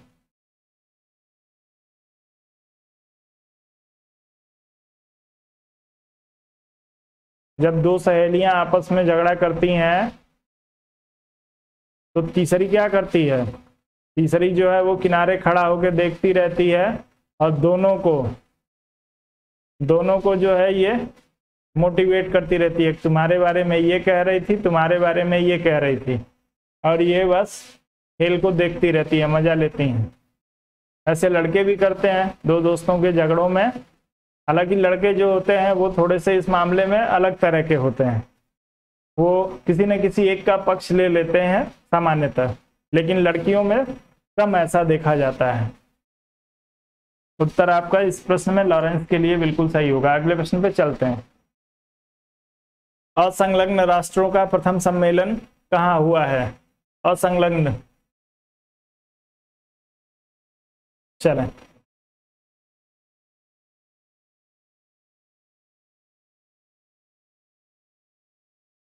तेजी से उत्तर करेंगे। लड़के मूर्ख होते हैं।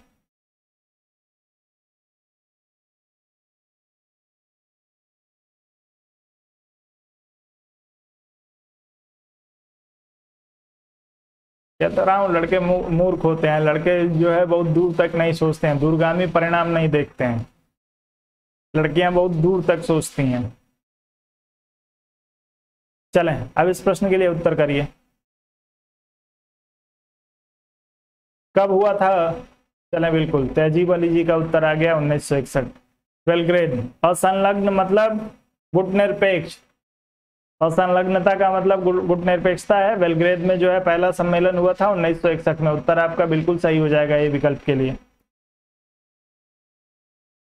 अगला प्रश्न दिया है सन 1967 में जब एशियान यानी आसियान संगठन बना तब उसका उद्देश्य क्या था?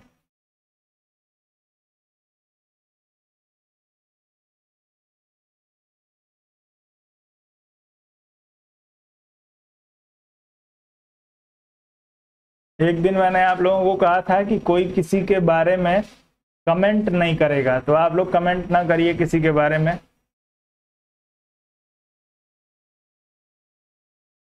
चलें,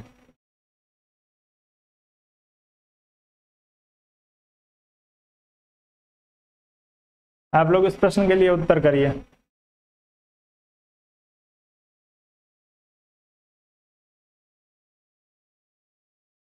यदि लड़कियों के अंदर 5 कमी है तो 8 कमी मैं लड़कों के अंदर भी गिना सकता हूं।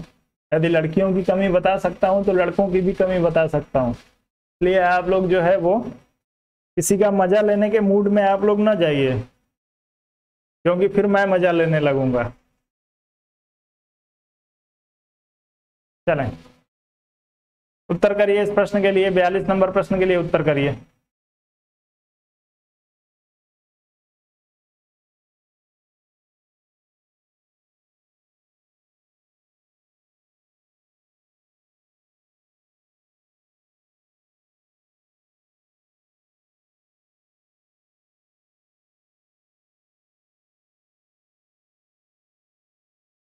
चलें, उत्तर आप लोगों का जो होगा वो ए विकल्प के लिए सही हो जाएगा। सदस्य राष्ट्रों के मध्य परस्पर आर्थिक सहयोग।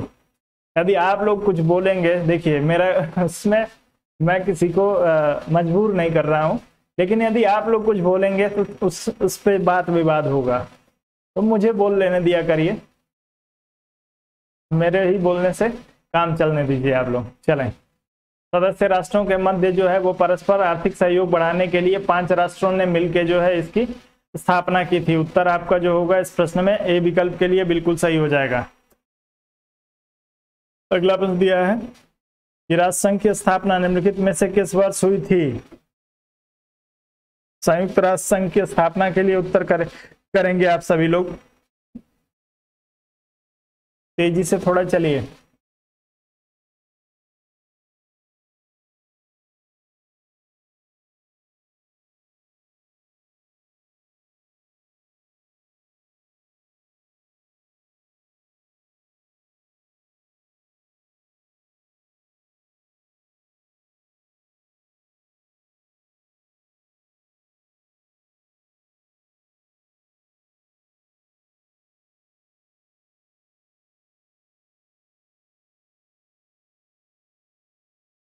चलें, उत्तर करिए आप लोग इस प्रश्न के लिए। बी विकल्प के लिए उत्तर कर रहे हैं कुछ, एक लोग बी विकल्प के लिए बात कर रहे हैं, कुछ लोग बी विकल्प के लिए बात कर रहे हैं। कई सारे उत्तर आ रहे हैं आप लोगों के 44 नंबर प्रश्न के लिए।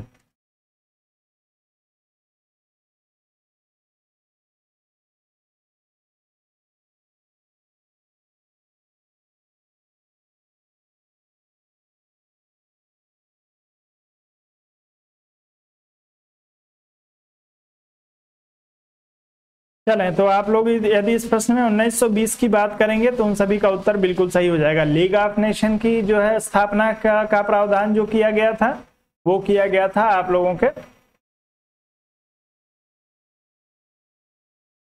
इसमें आपसे राष्ट्र संघ की स्थापना जो है वो संयुक्त राष्ट्र संघ की स्थापना 24 अक्टूबर को होगी, उसमें कोई समस्या नहीं है। देखिए पहले लीग ऑफ नेशन की बात की गई थी आपके वर्साय संधि में 1919 में। आपके 1920 में जो है राष्ट्रसंघ की स्थापना होगी। और जी आप लोग इस प्रश्न में दूसरे विकल्प के 1920 के साथ जाएंगे।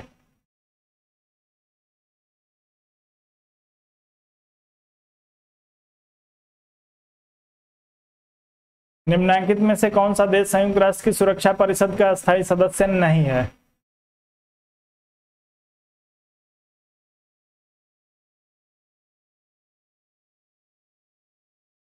जी संयुक्त राष्ट्र संघ का पूर्ववर्ती है, 1920 में स्थापित हुआ था। 1919 में लीग ऑफ नेशन की स्थापना की बात हुई थी वर्साय संधि के तहत। अब आ जाइए इस प्रश्न पे आप लोग।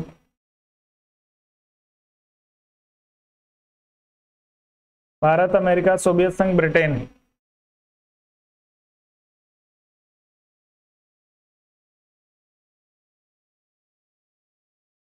कितने अस्थायी सदस्य हैं कमेंट करके बताइए। भारत इसका सदस्य नहीं है, ये विकल्प आपका बिल्कुल सही हो जाएगा।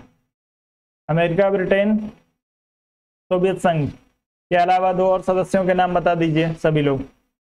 भारतीय विदेश नीति आधारित है किस पे? समय शुरू कर देता हूं।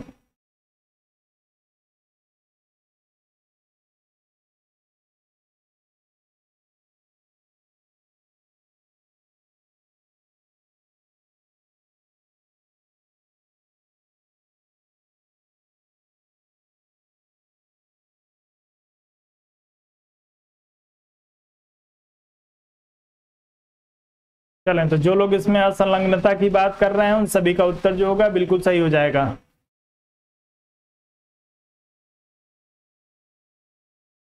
यानी गुटनिरपेक्षता की बात की जा रही है। भारत जो है एक गुटनिरपेक्ष देश है। 1961 में बेलग्रेड में इसकी शुरुआत हुई थी गुटनिरपेक्ष आंदोलन की, आप सभी को पता है। आ जाइए, ओ और एम संबंधित है, संगठन और पद्धति। ओम संगठन और प्रबंध, संगठन और कार्यालय का प्रबंध।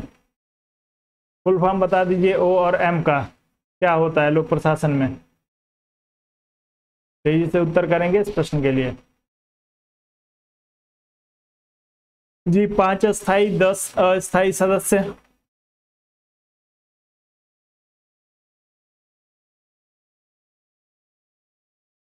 उत्तर करिए तेजी से।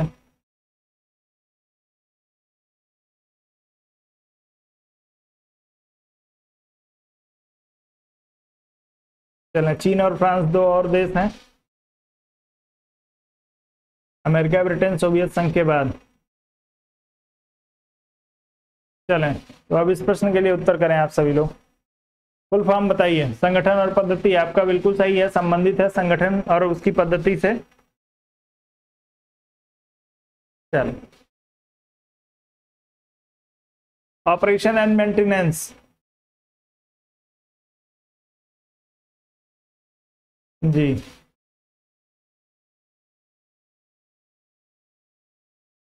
ऑपरेशन एंड मेंटेनेंस होता है, आप लोग ध्यान रखेंगे।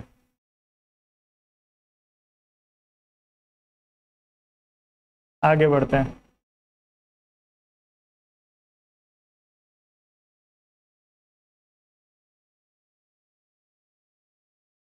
ऑर्गेनाइजेशन होता है, ऑपरेशन होता है, एक बार चेक करिए।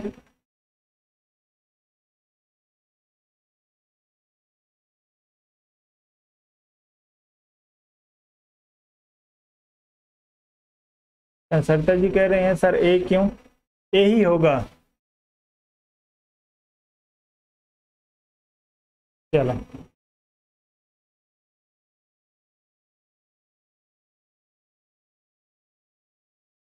चलें एक बार कल फिर से आप लोगों को वो प्रश्न करा दूंगा, बता दूंगा उसमें क्या है।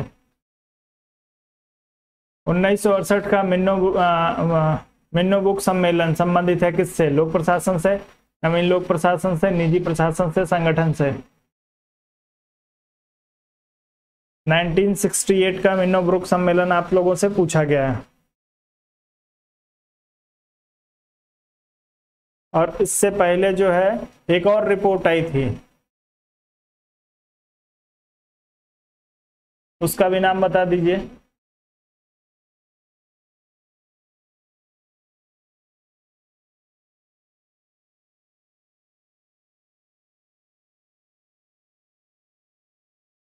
चलें कोई बात नहीं। अब ये अफसाना जी आपका पीजीटी नहीं है, कुछ एक प्रश्न जो है आपके अंतर्राष्ट्रीय संबंध और लोक प्रशासन से है, वो आप लोग हो सकता है आपको समस्या हो, लेकिन कोई दिक्कत नहीं है। इस प्रश्न में नवीन लोक प्रशासन की जो लोग बात कर रहे होंगे उन सभी का उत्तर बिल्कुल सही हो जाएगा। तो आप सभी लोग इस प्रश्न में दूसरे विकल्प के साथ जाएंगे, नवीन लोक प्रशासन के साथ। जी बिल्कुल, रिपोर्ट आई थी 1967 में। रिपोर्ट 1967 में आई थी, जो आपके लोक प्रशासन से संबंधित थी। नवीन लोक प्रशासन से, और उसके बाद से आपको 1968 में 1968 में भी जो है मिन्नो ग्रुप सम्मेलन हुआ। तो आप लोग इसको ध्यान रखेंगे, ये आपके नवीन लोक प्रशासन से संबंधित है। आगे बढ़ते हैं।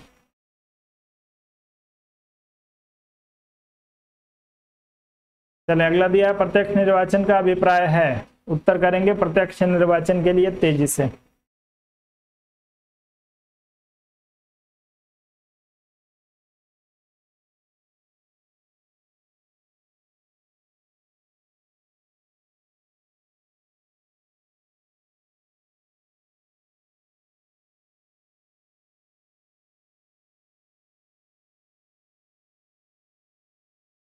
चलें 49 के लिए उत्तर करेंगे तेजी से।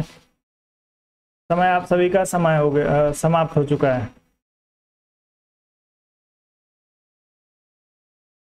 तो आप सभी को पता है, जब जनता जो है वो सीधे प्रतिनिधि का चुनाव करती है तो उसको प्रत्यक्ष निर्वाचन कहते हैं, और जनता के द्वारा चुने गए प्रतिनिधियों के माध्यम से जब कोई चुनाव होता है तो उसको अप्रत्यक्ष निर्वाचन कहा जाता है। उत्तर आपका इस प्रश्न में सी विकल्प के लिए सही होगा। 50 नंबर, कुछ रिक्तियों को भरने के लिए किए गए निर्वाचन को निम्नांकित में से किस प्रकार की संज्ञा देंगे? नामांकन, उपचुनाव, निर्वाचन, इनमें से कोई नहीं। कुछ रिक्तियों को भरने के लिए।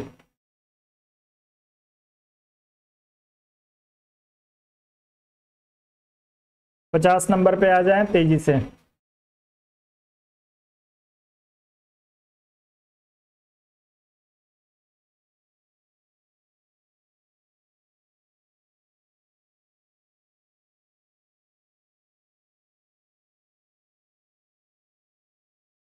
चलें, तो जब किसी कारण से आम चुनाव के साथ में कोई चुनाव नहीं हो पाता है, किसी प्रत्याशी का स्थान खाली हो जाता है और उसका जब उसको दोबारा जब उसका चुनाव कराया जाता है उन स्थानों को भरने के लिए, तो उसे उपचुनाव कहा जाता है। उत्तर आपका दूसरे विकल्प के लिए सही हो जाएगा।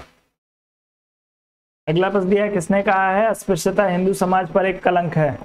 नेहरू, सरदार पटेल, अंबेडकर, मोहनदास करमचंद गांधी।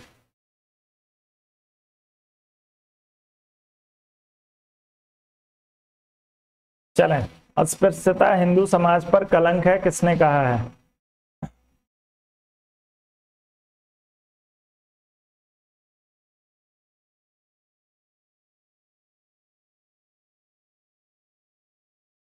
दस क्वेश्चन और होंगे।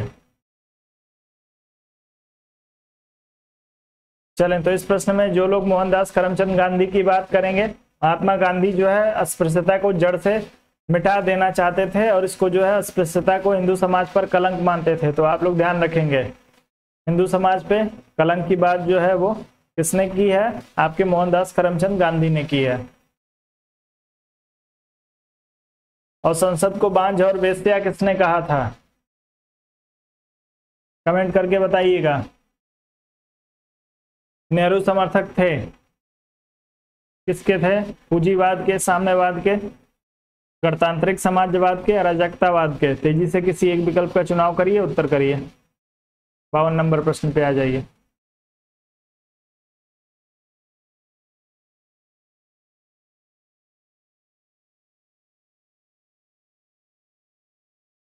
चलें, समय शुरू कर दें।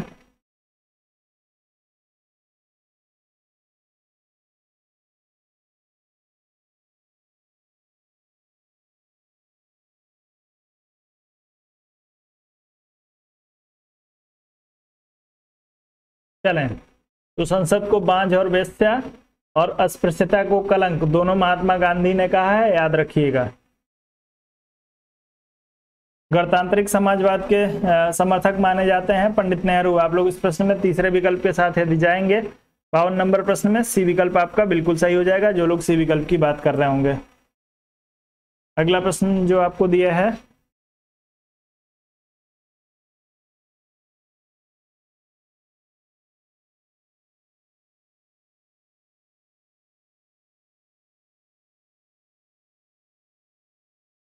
आज स्ट्रीम में भी हमको लग रहा है कि कुछ स्ट्रीम आप लोगों की आगे पीछे चल रही है, क्योंकि काफी सारे लोगों का उत्तर जो है वो मैं देख रहा हूं कि आगे पीछे आ रहा है या लेट आ रहा है।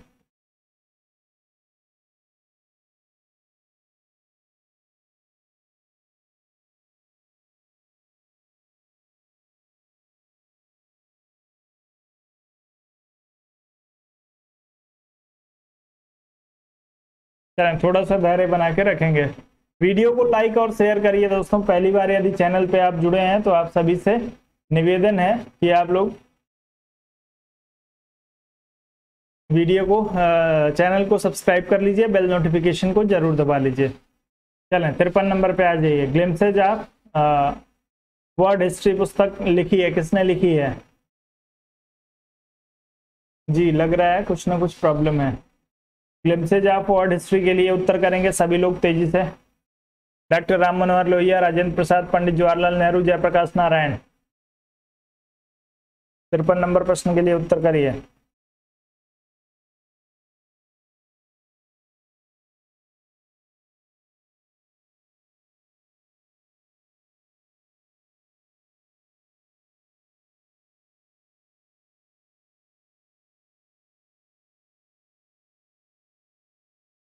चलें कोई बात नहीं। तो जो लोग इसमें पंडित जवाहरलाल नेहरू की बात करेंगे उनका जो होगा उत्तर बिल्कुल सही हो जाएगा। ग्लिम्पसेज ऑफ वर्ल्ड हिस्ट्री जो पुस्तक है वो आपके पंडित नेहरू के द्वारा लिखी गई है।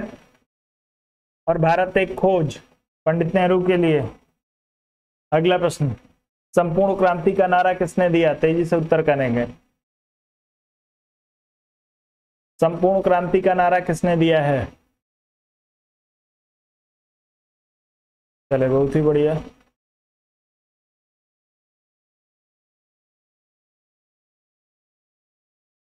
जी विश्व इतिहास की झलक।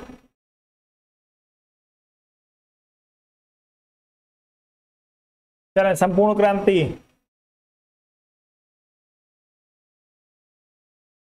इमरजेंसी का कारक जयप्रकाश नारायण, आप लोग ध्यान रखिएगा। इन्होंने संपूर्ण क्रांति का नारा दिया और इंदिरा जी ने कोई इमरजेंसी लगानी पड़ गई। आगे बढ़ते हैं।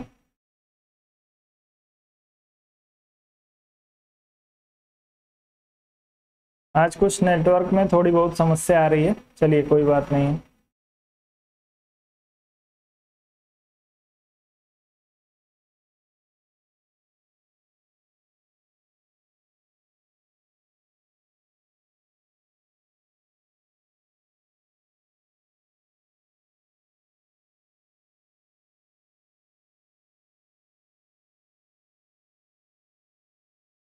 उन्नीस सौ 32 में पूना समझौते से कौन लोग संबंधित थे? उत्तर करेंगे। पूना समझौते से संबंधित कहाँ पे हुआ था पूना समझौता? जगह का नाम बताइएगा सभी लोग। पूना समझौता कहाँ पे हुआ?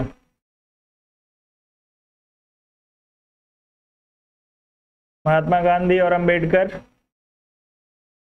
नेहरू और मदन मोहन मालवीय, चित्तरंजन दास, मोतीलाल नेहरू, जवाहरलाल नेहरू और बी आर अम्बेडकर। 55 नंबर के लिए उत्तर करें।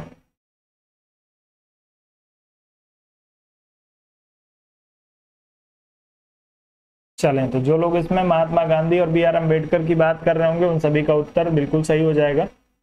कहाँ पे हुआ था? चलें वर्धा जेल।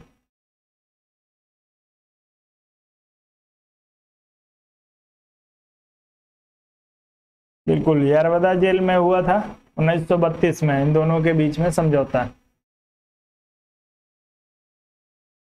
1930-32 के मध्य हुए गोलमेज सम्मेलनों में किसने भाग लिया था? 30-32 के मध्य हुए जो गोलमेज सम्मेलन हुए उसमें किसने भाग लिया था? किसमें भाग लिया था? महात्मा गांधी ने। प्रथम, द्वितीय, तृतीय, इसमें से कोई नहीं।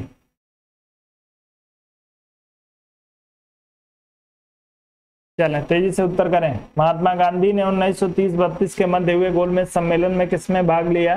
उत्तर करें तेजी से।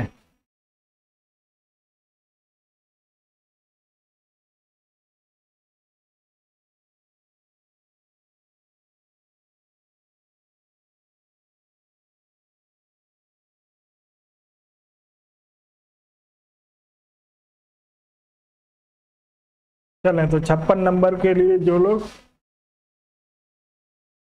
द्वितीय गोलमेज सम्मेलन की बात कर रहे होंगे उन सभी का उत्तर बिल्कुल सही हो जाएगा। द्वितीय गोलमेज सम्मेलन में एकमात्र सम्मेलन जिसमें महात्मा गांधी ने भाग लिया है वो है आपका द्वितीय गोलमेज सम्मेलन। अगला प्रश्न, नीचे दिए गए कूट की सहायता से लाख के सामाजिक अनुबंध का सही क्रम चुनिए। चलें, लाख के सामाजिक अनुबंध का सही क्रम आपको बताना है। कूट जो है इसमें गड़बड़ दिया है, कूट पे ध्यान नहीं देना है, आप लोग इसको अपने अनुसार क्रम में लगा के बताइए।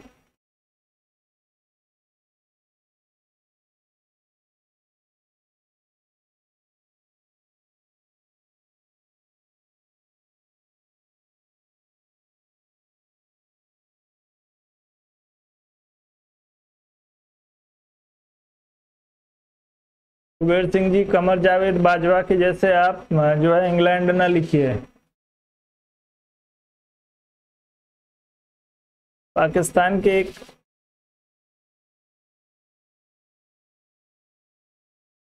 जो सेना प्रमुख हैं, कमर जावेद बाजवा नाम है उनका, वो इंडिया के स्पेलिंग लिखते हैं ENDIA।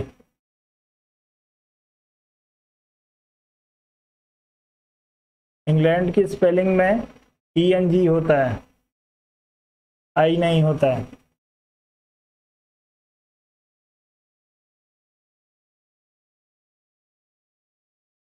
चलें, तो आपसे पूछा है किसके अनुसार, लाख के सामाजिक अनुबंध के साथ, तो आप सभी लोग जो है इसमें ए विकल्प की बात कर रहे हैं। चलें, 3 2 3 4 2 1 3 4 2 1 3 4 2 1 3 4 2 1 3 4 2 और अच्छा 2 और 1 की बात कर रहे हैं। चलिए, एक दिन ये प्रश्न आया था और वहां पे प्रश्न में थोड़ी सी गड़बड़ी हुई थी। आज आप लोगों को क्लियरली इस प्रश्न को समझा दे रहा हूं। सबसे पहले आप सभी को पता है कि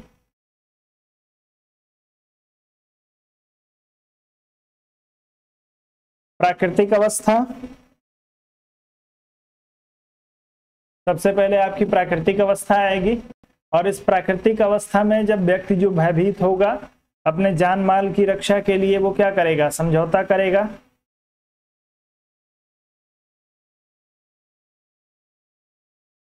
और लाख महोदय ने 2 तरह का समझौता बताया, आप सभी को पता है। पहला समझौता इन्होंने कहा कि ये जो होगा वो व्यक्ति और व्यक्ति के बीच होगा।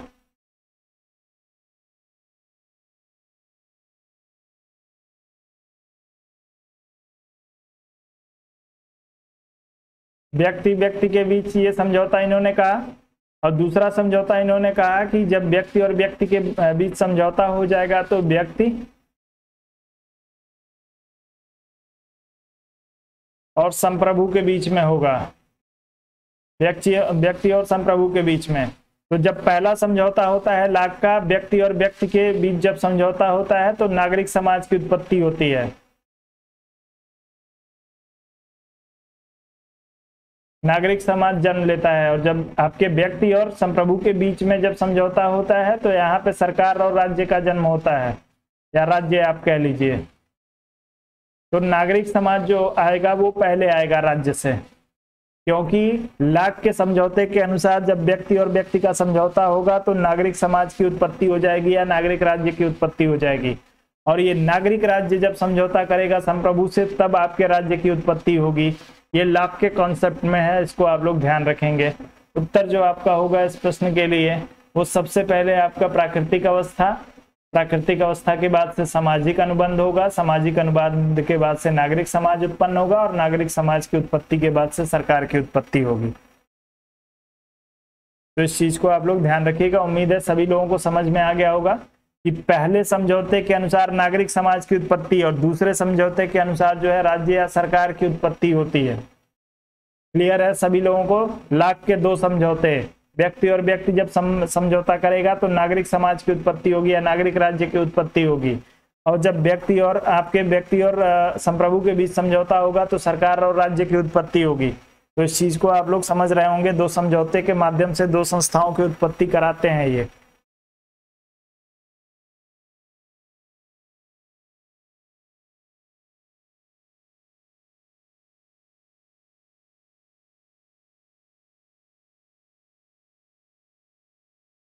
चलें, भारतीय न्याय प्रणाली आधारित है इंग्लैंड की प्रणाली पर, अमेरिका की प्रणाली पर, फ्रांस की प्रणाली पर, ऑस्ट्रेलिया की प्रणाली पर।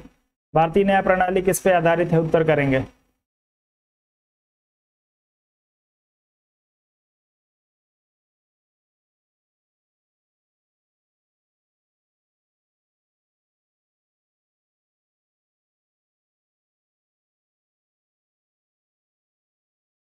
चलें तेजी से उत्तर करिए इस प्रश्न के लिए। भारतीय न्याय प्रणाली आधारित है किस पे?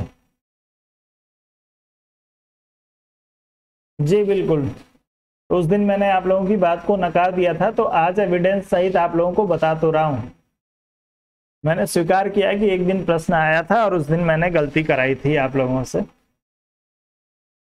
तो मुझे ध्यान रहता है, यदि कभी भी कोई प्रश्न मैंने आपको कराया है तो मैंने आपको क्या उत्तर कराया है मुझे एग्जैक्ट याद रहता है, भूलता नहीं है। आप लोग कम से कम वो एक डेढ़ महीने 1 महीने पहले की बात होगी, लेकिन मुझे ध्यान था, आप लोगों के कहे बगैर मैंने कहा कि ये प्रश्न जो है उसमें थोड़ी सी गलती हुई थी, उसको आज क्लियर कर रहा हूं। तो आपके लाख के समझौते को मैंने क्लियरली आप लोगों को समझा दिया। 2 समझौते हुए, एक से नागरिक समाज की उत्पत्ति होती है या और दूसरे से जो है वो राज्य की उत्पत्ति होती है। तो पहले जो होगा वो आपका नागरिक राज्य होगा या नागरिक समाज होगा। चलें, भारतीय न्याय प्रणाली आधारित है किस पे, आप लोग उत्तर करेंगे 58 नंबर प्रश्न के लिए। तो जो लोग इसमें अमेरिका की प्रणाली की बात कर रहे होंगे उन सभी का उत्तर बिल्कुल सही हो जाएगा।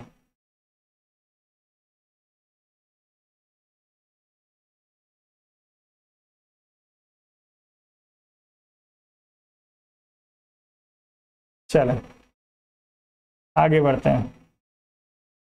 अगला प्रश्न आपको दिया है, किस देश की न्यायपालिका स्वतंत्र नहीं है? इंग्लैंड, भारत, रूस और अमेरिका।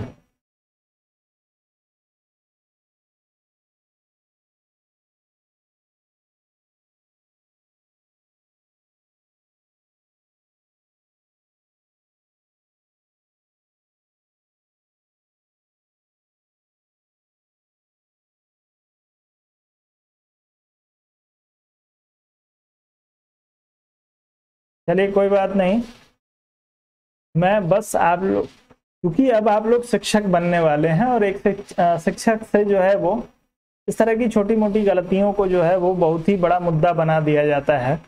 अब जैसे मान लीजिए कि आप हैबिट की बात हो जाती है, पहले तो आप लोग चीज़ों को मुंह से बोल के जो आप लोग टाइपिंग का प्रयोग करते हैं उसका प्रयोग जो है वो बंद करिए, सबसे पहला काम। उससे आप लोग जो है वो शुद्धियों पे आप लोगों का सुधार नहीं होगा। जितना अधिक से अधिक आप स्वयं लिखेंगे पढ़ेंगे उतना ज्यादा अशुद्धियों में आपके सुधार होगा। चलें, तो जो लोग इसमें रसिया की बात कर रहे होंगे उन सभी का उत्तर सही हो जाएगा, क्योंकि यहाँ पे जो है वो साम्यवादी प्रभाव आपको न्यायालय पे देखने को मिलेगा।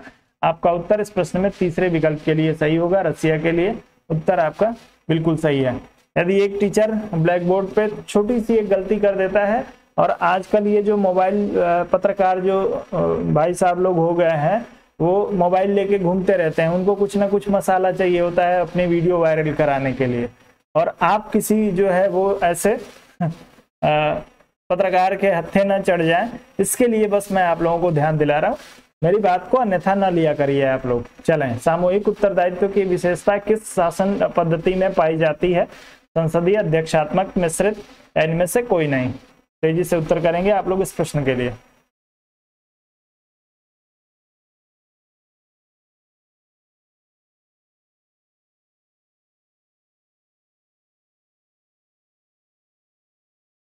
सब पे होती है, प्राइमरी के टीचर्स की भी होती है, माध्यमिक के टीचर्स की भी होती है, हर जगह हो सकती है, कहीं कोई समस्या नहीं है।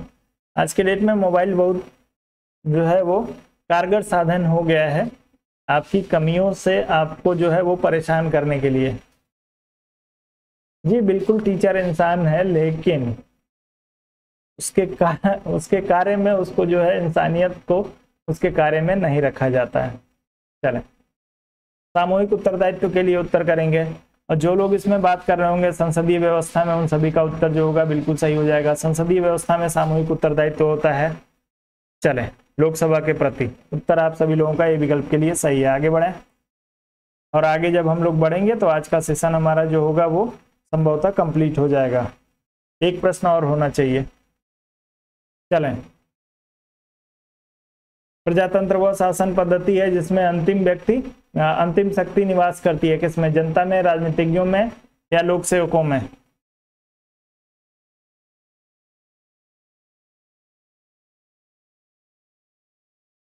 चलें, प्रजातंत्र वह शासन पद्धति है जिसमें अंतिम शक्ति निवास करती है, किसमें करती है?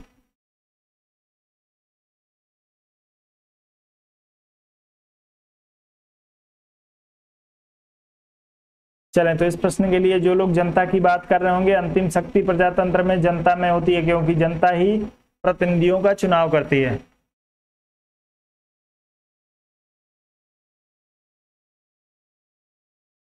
प्लेटो का न्याय सिद्धांत आधारित है आधुनिक कानून के स्वरूप पर, न्यायिक प्रक्रिया पर, अपराध के विशेषीकरण पर, कार्य विशेषीकरण पे। तेजी से उत्तर करेंगे।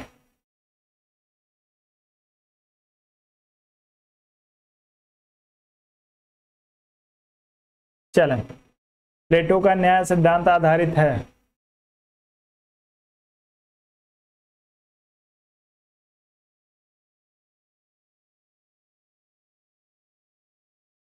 कंचन जी, क्लास की टाइमिंग 9 बजे से आपकी क्लास शुरू होती है, 9 से 9:15 के बीच में। चलें चलें, तो इस प्रश्न में आप लोग जो है वो कार्य विशेषीकरण की बात करिएगा। आपका उत्तर चौथे विकल्प के लिए सही हो जाएगा। लेकिन ये कार्य विशेषीकरण होता क्या है, आप सभी को ध्यान रखना है। आपके प्लेटो महोदय जो है वो एक व्यक्ति को एक ही कार्य देते हैं। जैसे जो शासक बनना है जिसको, वो तीनों स्तर की शिक्षा को जो है वो तीनों स्तर की परीक्षाओं को पास करेगा और वो सदैव शासक के रूप में ही कार्य करेगा। जो सैनिक जिसको बनना है वो सैनिक के रूप में जो है वो कार्य करेगा और सदैव सैनिक के रूप में कार्य करेगा।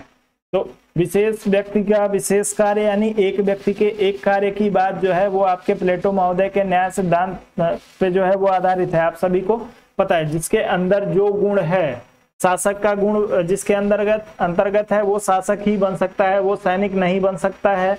सैनिक का गुण जिसके अंतर्गत है वो सैनिक ही बनेगा, वो व्यापारी या शासक नहीं बन सकता है।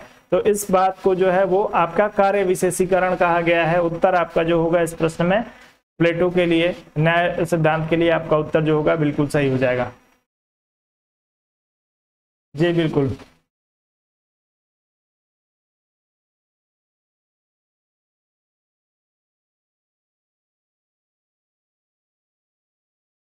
मैं समझा नहीं। जी, जिसकी जो योग्यता है उसी के अनुसार वो कार्य करेगा। आज मेरा पेन अपने आप काम कर रहा है, पेन मेरे हाथ में है और जो है वो आज कुछ सिस्टम में भी प्रॉब्लम आ रहा है।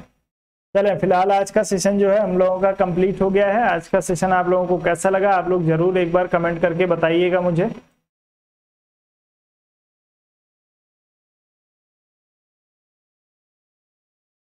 और अब जो है अब हम लोग 2 मिनट और हम लोग रहेंगे साथ में, तो हम लोग बात कर सकते हैं। अब आप लोग यदि कुछ बात करना चाहते हैं, कुछ पूछना चाहते हैं, तो हम लोग मैं हाजिर हूँ आप लोगों के लिए। अब आप लोग पूछिए, क्या हम लोग बात कर सकते हैं।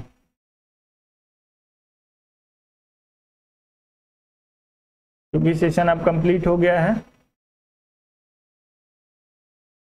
चलें, कल इसका अगला पार्ट आप लोगों को करा दूंगा। 62 प्रश्न आज करा दिए हैं, 63 प्रश्न कल करा दूंगा आप सभी लोगों को। चलें, बहुत ही अच्छी बात है। 62 में 62 यदि सही हुआ तो दीप कुमार जी कह रहे हैं वेरी नाइस प्लस, बहुत बहुत धन्यवाद। अरे 10 मिनट बात कर लेंगे, आप लोग काहे परेशान हैं। चलें, गुड नाइट। जो लोग गुड नाइट लिख रहे हैं, और जाते जाते वीडियो को लाइक और शेयर करके जरूर जाइएगा। आप लोग वीडियो को लाइक और शेयर जरूर करिए, संख्या को थोड़ी सी और बढ़ाइए। यदि संख्या को आप लोग बढ़ाएंगे नहीं तो पीजीटी का पेपर कराऊंगा नहीं। आप लोगों को बता रहा हूं, संख्या को बढ़ाइए। जी, क्वेश्चन इजी इसलिए है क्योंकि प्रीवियस ईयर पेपर है। प्रीवियस ईयर पेपर में आपके जो प्रश्न पूछा गया है वही मैं आप लोगों को करा सकता हूं। 2000 का पेपर है तो 2000 के हिसाब से सन 2000 की जब आप बात करेंगे, आज आपके पास संसाधन है। सन 2000 में इतने संसाधन नहीं थे, न इतनी किताबें थी, न लोगों के पास इतना पैसा था कि वो 10 किताबें खरीद सकें, न इंटरनेट था, न यूट्यूब था इतना सर्वसुलभ जिसपे हर चीज जो है उपलब्ध हो जाता था। तो उस समय के हिसाब से पेपर जो है वो ठीक था। कम संसाधनों में जो लोग पढ़ाई करते थे, खास करके एनसीईआरटी और बेसिक किताबों से जो है वो परीक्षाएं होती थी। तो आप ये नहीं कह सकते थे कि उस समय के जो है वो पेपर आसान था। अनुच्छेद बार बार इसीलिए भूल जाते हैं कि आप लोग बार बार अनुच्छेद को रिवाइज नहीं करते हैं। अनुच्छेद आप लोगों के पास किताब होगी, आप लोगों ने नोट्स बनाया होगा, तो बार बार अनुच्छेद को देखा करिए। जब बार बार देखेंगे तो भूलेगा नहीं। हफ्ते में एक बार आप लोगों को 1 घंटा बैठ के अनुच्छेद देखना चाहिए। मैं आप लोगों से बार बार, मैं कितनी बार बता चुका हूँ कि मुश्किल से 60 से 70 अनुच्छेद हैं जिनको याद करना है। 60-70 अनुच्छेद आप पेज पे, 4 साइज पेज पे आप लोग लिख लीजिए। सारे 60 से 70 जितने अनुच्छेद हैं, बताया भी है मैंने आप लोगों को क्लास में। जिसमें सबसे महत्वपूर्ण क्या है, आप लोगों का सबसे महत्वपूर्ण मूल अधिकार है, मूल कर्तव्य है, डीपीएसपी है, राष्ट्रपति उपराष्ट्रपति है आपका, और आपका जो है वो संसद है, और उसके बाद से जो कुछ संस्थाएं हैं और कुछ पदाधिकारी हैं, बस उतने ही आपको उसके बाद से पंचायतों को आपको कर लेना है। कुछ महत्वपूर्ण जो सेक्शन है उनको आप कर लीजिए। मुश्किल से 60 से 70 अनुच्छेद होंगे, और उन 60 से 70 अनुच्छेद को समय समय पे हर हफ्ते 10 दिन पे एक बार रिवाइज करिए, आपको याद हो जाएगा। चलें, अब शिवांगी जी का प्रश्न है, संतोष जी हम विचारक भूल जाते हैं। अच्छा जी, तो अब इसका जवाब तो आपको संतोष जी ही देंगे।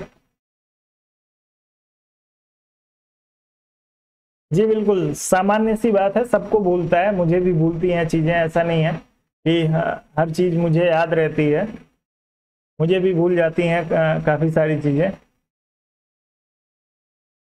तो इसलिए आप लोग उसमें बस कंटिन्यू रहिए, बार बार जो है चीजों को पढ़ते रहिए, रिपीट करते रहिए, आप लोगों को समस्या नहीं होगी, कभी कुछ भूलेगा नहीं। चलें, तो फिलहाल अब जो है अभी 11 बज चुका है और आप लोग अनुमति दे दीजिए सभी लोग, और कोई चीज नहीं भूलेगा। जिसको जो सेक्शन भूलता है, जिसको जो आपको यदि लग रहा है कि मेरा ये पक्ष कमजोर है, आप लग जाइए उसी पे, सबसे पहले हाथ पैर धुल के, हाथ पैर धुल लीजिए और उस पे लगिए। अब किताब पे हाथ पैर धुल के चढ़ नहीं जाना है, इत्मीनान से उसके पीछे पड़ जाइए। 1 बार पढ़िए, 2 बार पढ़िए, 4 बार पढ़िए।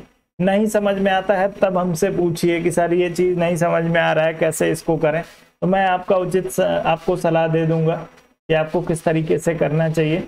लेकिन उसके पहले मुझे आप लोगों का प्रयास पता होना चाहिए कि आपने किस स्तर का प्रयास किया है, तब जाके मैं आपको सोल्यूशन बता सकता हूँ। अब ऐसे ही लोग फोन करते हैं कि सर किताब बता दीजिए, कौन सी किताब पढ़ें, तो ऐसी कोई जो है दोस्त किताब नहीं है जो आप पढ़ लीजिए तो आपका सिलेक्शन हो जाए। और किसी एक किताब को आप जो है पढ़ लीजिए खूब अच्छे से। तो एक किताब, कोई भी एक किताब मार्केट में जो आपको सबसे खराब किताब लगती हो, आप उसको उठा लीजिए और उसको आप मेरे पास लेके आइए। मैं आपको बता देता हूँ, किसी भी प्रीवियस ईयर के पेपर को उठा लीजिए और उस किताब को उठा लीजिए, आपके सिलेक्शन भर के प्रश्न एक ही किताब से मिल जाएंगे। लेकिन बार बार किताब बदलने से कुछ नहीं होता है। एक किताब को पढ़िए, 10 बार पढ़िए, 15 बार पढ़िए, चीजें आपको भूलेंगी भी नहीं, हमेशा याद भी रहेंगी और आपका सिलेक्शन भी हो जाएगा। आपको जब कुछ नहीं समझ में आता है तो वो तब आप हमसे बात करिए जब आपने उसके लिए कुछ प्रयास किया हो। जब आप लोग प्रयास करेंगे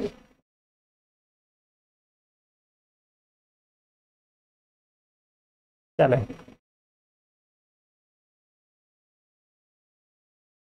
शिवांगी जी, जो भी चीज आपको भूल रही है, आपने विचारक की बात की है, मैंने भी मजाक किया है, मैं सीरियस नहीं हूँ इस समय। जब